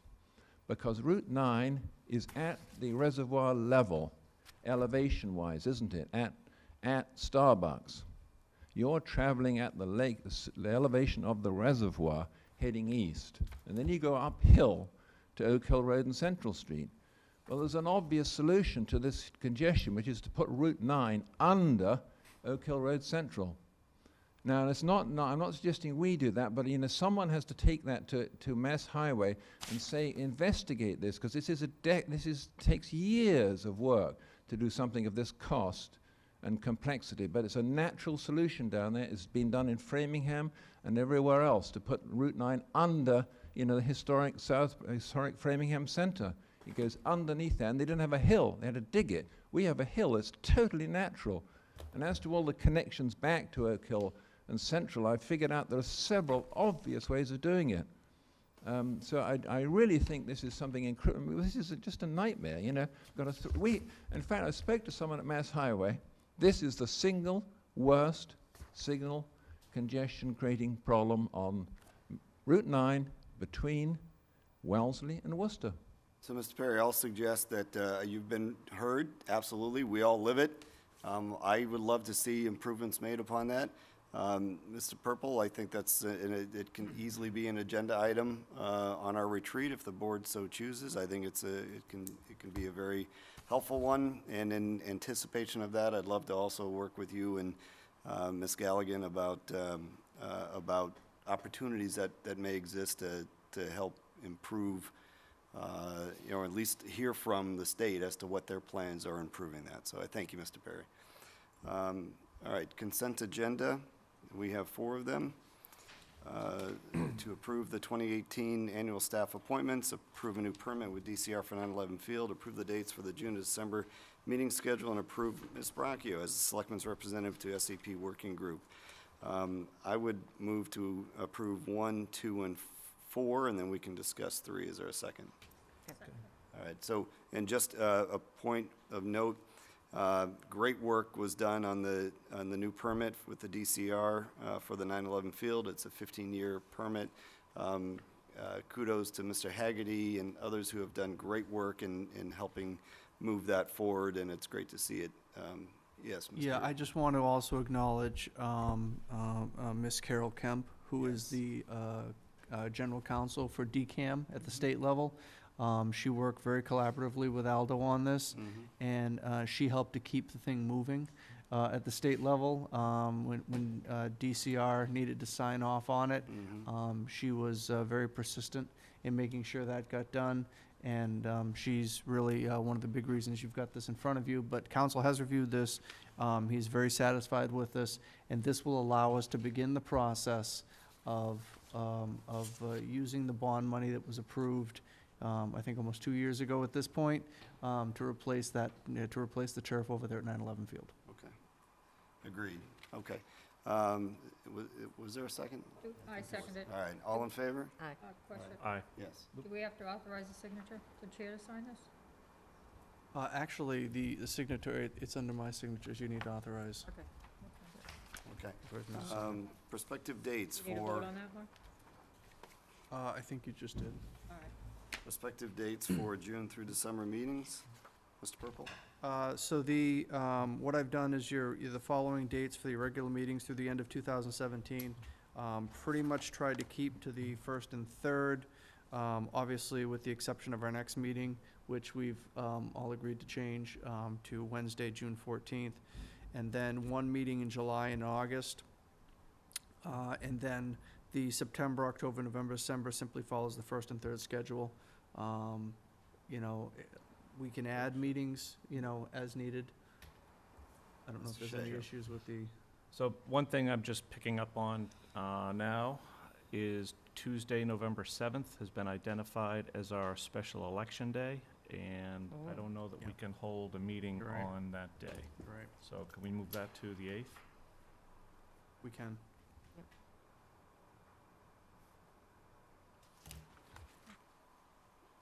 And that will be good, because then we'll have a new member. Correct. All right, anything further on that? All right, then I move to approve consent agenda item number 3. Is there a second? Second. All in favor? Aye. Aye. All right, other matters properly before the board. For a CPC meeting update and golf course conservation restriction, Mr. Purple?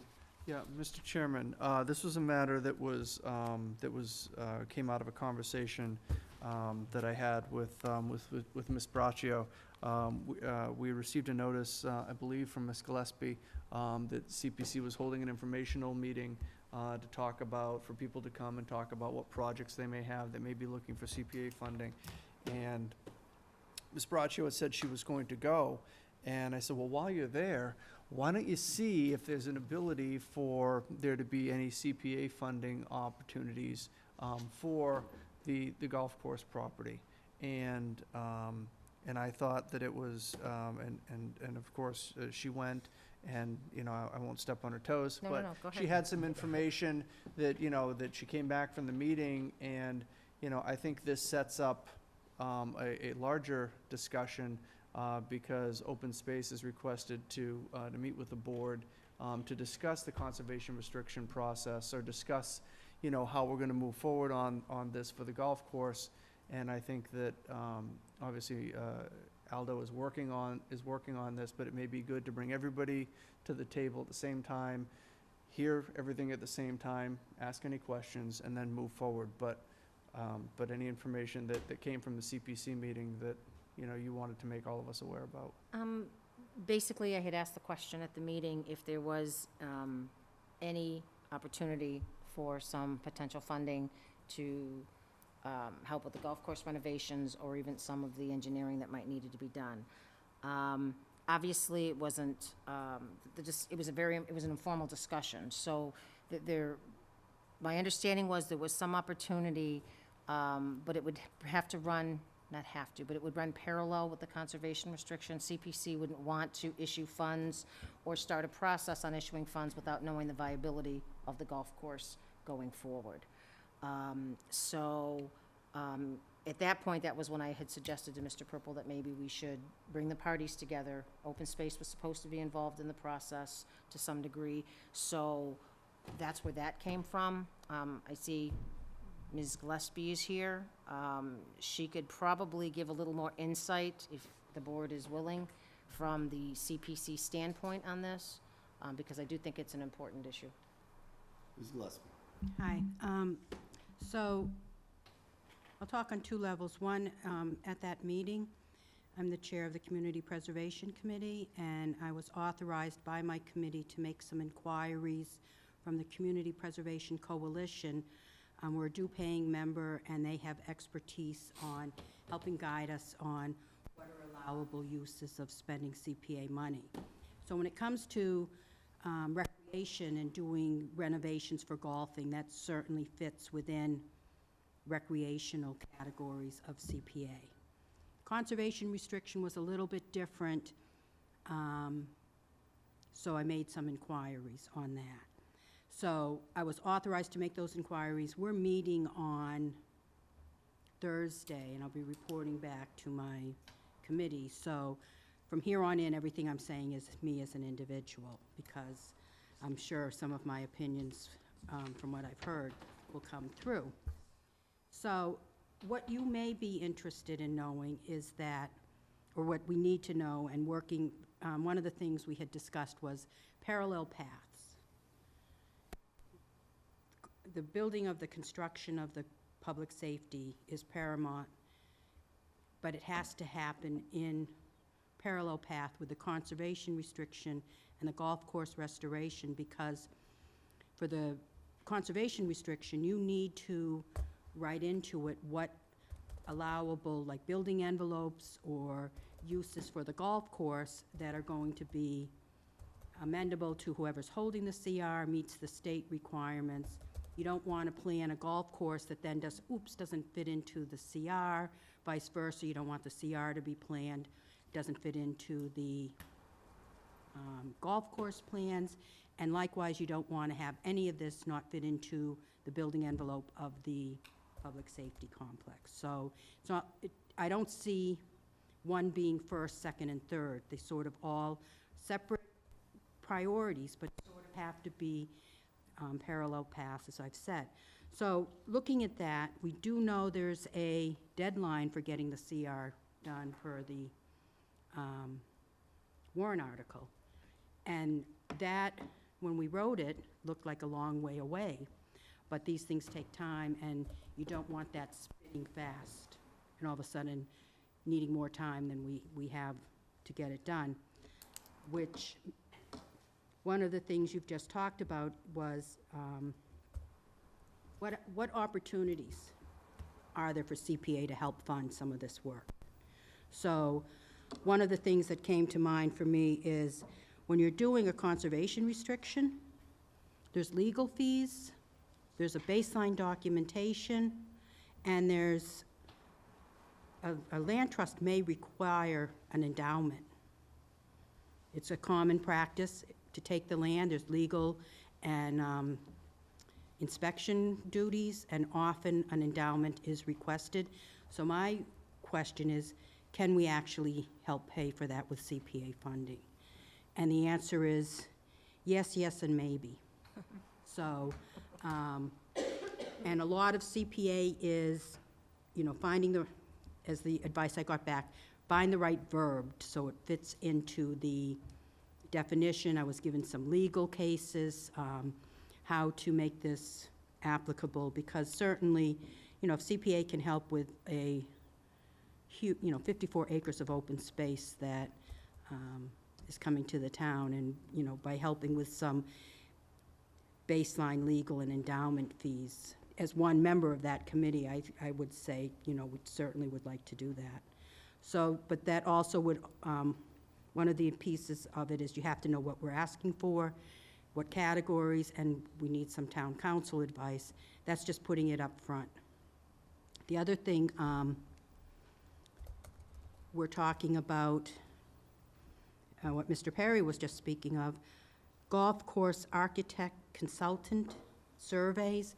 Those sometimes are fees, depending on, and also it's, the committee's decision, but depending on how we package it, it can be looked at as surveys and those sorts of things can be funded under the admin of CPA, which means you don't have to wait for a town meeting to get a project started to see if it's viable, if it's a project that's going to end up being a fundable CPA project. So there's another opportunity. Those aren't, I don't know how much those kinds of monies are. It's not a lot of money that we have available, and we certainly have other needs for that funding source, but it's a potential area to, help get the ball rolling if that, fit into the plan. The other thing, I don't know if I heard there could be a special fall town meeting, and if not, or if there is, certainly planning for CPA money, because you have to go to town meeting to get it, and our applications are due right now. Budgeting is a big deal. We have some big ticket items coming our way, so applications typically have been due in June. This year they're going to be July. I'm hoping to push it more towards August. But all of this is planning, sorry. Yeah. No, have you heard of any, I haven't heard of any special town meeting. Have you, Mr. Purple? So I haven't heard of any special town meeting either. In fact, it would be great not to have one. However, as we've noted tonight and in other meetings and in other venues, the funding that was provided by town meeting is simply for public safety at this point. We all have agreed at this table and elsewhere that the continuity of the golf course and to attempt to do that is paramount in this in this process. And in order to do that, there are some things that we need to address. We talked this evening a little bit about the maintenance of the golf course. St. Mark's is going to operate it through this summer, but at the end of the season, their maintenance contract and everything in that will expire, and there's nothing in place for that. And I really think that, we're going to need to begin to have those discussions, and if it's something that requires a town meeting in order to facilitate that, whether it's funding or authorization or something along those lines, then we're going to need to do that. It's a preliminary comment. This board's also talked about a separate committee for golf. I think that's something we really should take a look at, because that's got to get up and running and to begin to have those conversations. So, that's something that Okay. we need to, keep the ball moving forward, because again, things are gonna come very quickly. I know people tend to disappear, during the summertime. Some of the residents will go away and things like that, and I think while people are still engaged for the next month, we need to try and take advantage of getting something up and running so that when people come back in September, we kind of have an idea of how we want to move forward with this and what our plan is to maintain that continuity we've been talking about. All right.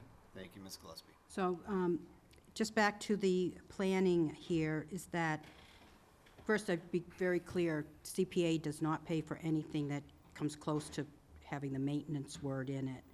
But if you're talking about, the numbers that were thrown around, I have no idea if they're legitimate or not, but we're talking about 200,000 up to do a reconfiguration of the golf course. Is there a smaller amount that's needed to reconfigure it during construction? If we go to Springtown meeting, you need to have, for CPA anyhow, we need to have an application which has a budget and has a plan. We don't approve, well, we want to do some work and we want like up to $400,000. It doesn't really work that way.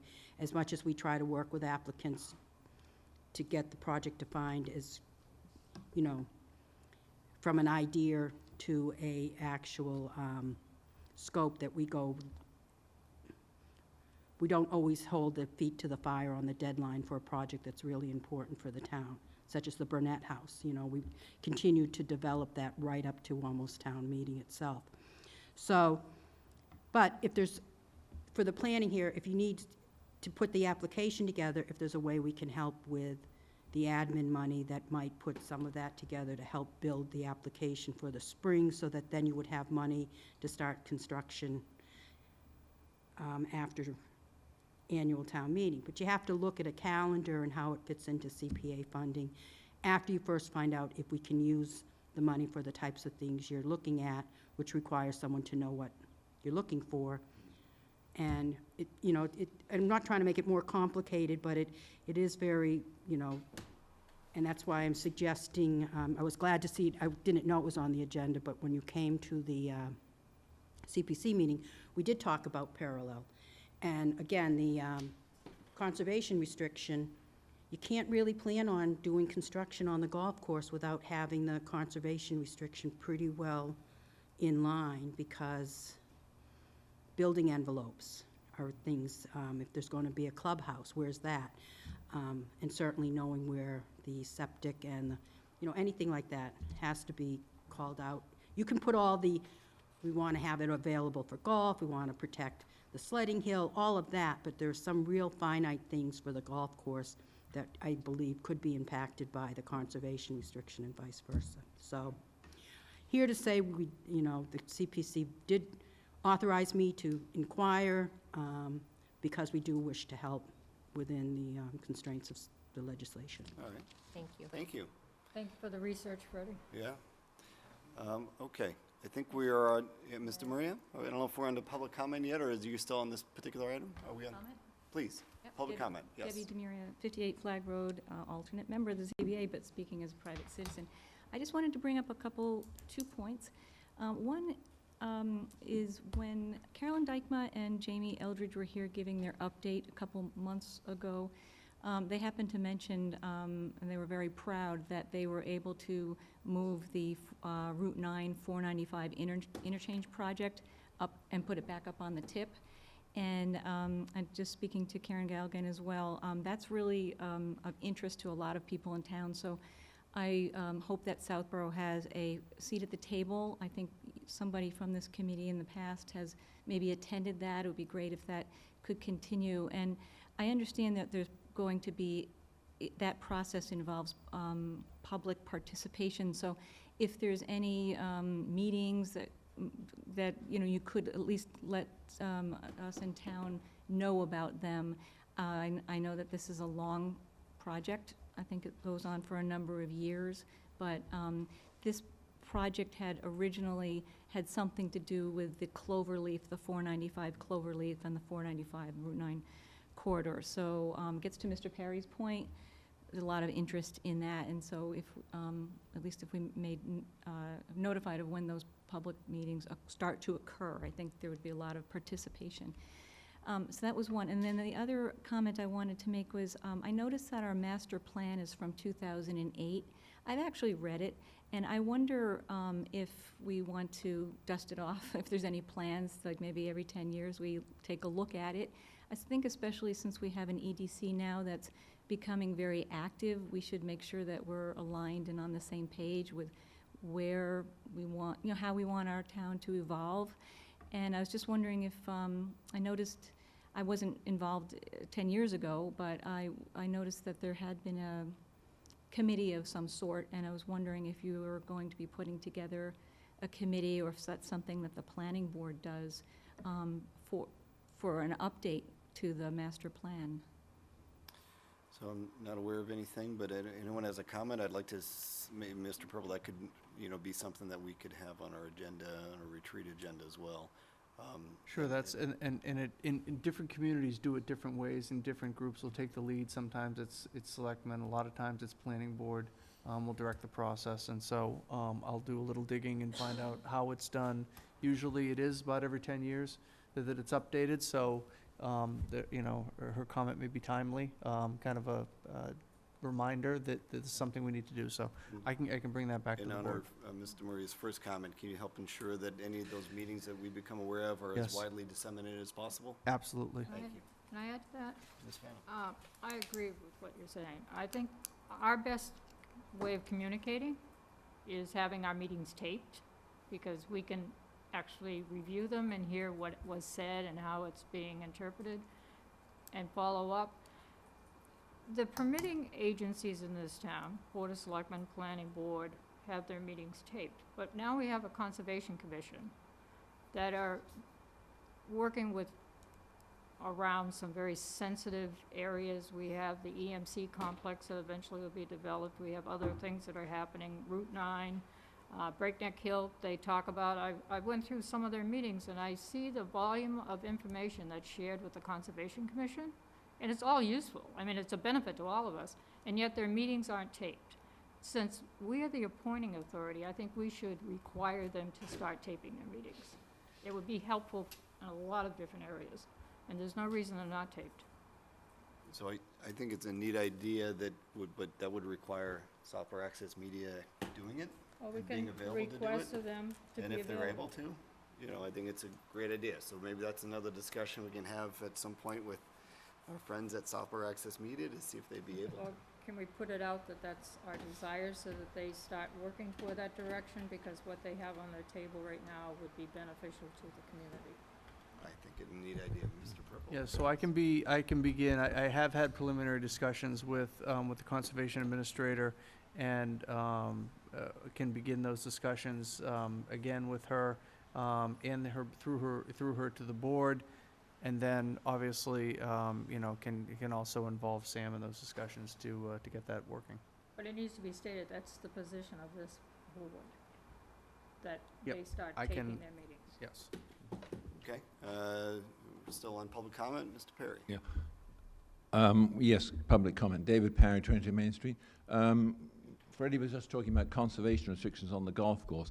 That I know for a fact that the Southborough Open Land Foundation has a strong interest in becoming the organization which manages that, enforces that. I know they presently don't do that. They use Sudbury Valley trustees as the enforcer of their land. But I think that I overheard discussions, in fact I talked to some members, they've had discussions about changing their bylaws and so forth. And I think what they really want, I'll just say that to you, is an invitation from you, the Board of Selectmen, to them, SOLF, to come forward if they have an interest in being the agency or the body which manages the conservation restrictions on the golf course. I think they're kind of like waiting for an invitation. They don't want to come forward on their own. That was the impression I got, so I just put it out to you. It's logical, you know, they are the Southborough Open Land Foundation after all. Well, it'd be helpful if they'd send a letter to us suggesting that also. Yes, I know. Well, this is kind of odd, isn't it? But there's a sort of reluctance to do that. They'd rather be invited first. I just put it to you. That's the way things sometimes work. You know, if you just, or Mark just called them up and said, would you like to please send us a letter? Okay. All right, any final public comments? Okay, Ms. Gillespie. And back to the subject of the conservation restriction, and as you mentioned, the Open Space Preservation Commission requested getting on your agenda to start talking about that. And as for Mr. Perry's comment, I think putting out an invite or discussing who would be holding the CR is somewhat horse in front of the cart. I think you start the committee, you start the discussion on what you're doing, what you're looking for, and then I'm not saying anything, you know, against having the Southborough Open Land Foundation, but I think you start the town board committee, commission's discussion first, and then move forward, because there's some investigation I've done, there's different ways of managing that, and, you know, you sort of want to look at how you lay it out before you start inviting the players in for the discussion. That's my opinion as an individual, not anything I've discussed with other commissions or board members. Thank you, Ms. Gillespie. Mr. Purple, any alibis? Before we move into executive session, I would like to just point out one thing. Next week, next Tuesday, the 13th, Troop 92, Southborough Scout Troop 92 is going to celebrate its 25th anniversary, and they have an illustrious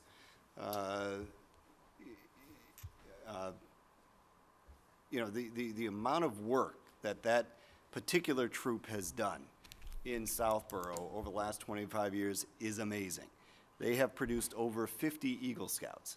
They have done projects throughout town from assisting at our senior center to one prospective Eagle Scout just helped put up the flagpole for his Eagle Scout project at the senior center, something that this town has not had before at that site.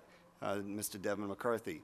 They have assisted at our food pantry numerous times. Their community outreach is absolutely amazing. So I want to thank Troop 92 for the 25 years, and we're going to celebrate their service to the town. They're celebrating next Tuesday night at St. Anne's Church. I believe Ms. Bracchio is going to attend. Yep. Which is absolutely outstanding. Any other boards or committees or selectmen that are able to attend, please do. But these are the future leaders of Southborough, the future leaders of this Commonwealth and our nation, and they do incredible work. They're led by outstanding Scout Masters, and they should be honored and commended for the great work that they've done in the last 25 years. So. With that, I will move that this board enter into executive session per Mass General Laws, Chapter 30A, Section 21, Exemption Number 3, to discuss the Step 3 grievance filed by the DPU union. As the chair has determined that having the discussion in open session may be detrimental to the public body's bargaining position, the board will not be returning to open session at the conclusion of executive session. This requires a roll call vote. Kalinda, aye. Vanify. Shay, aye. Brashio, aye. We are in executive session.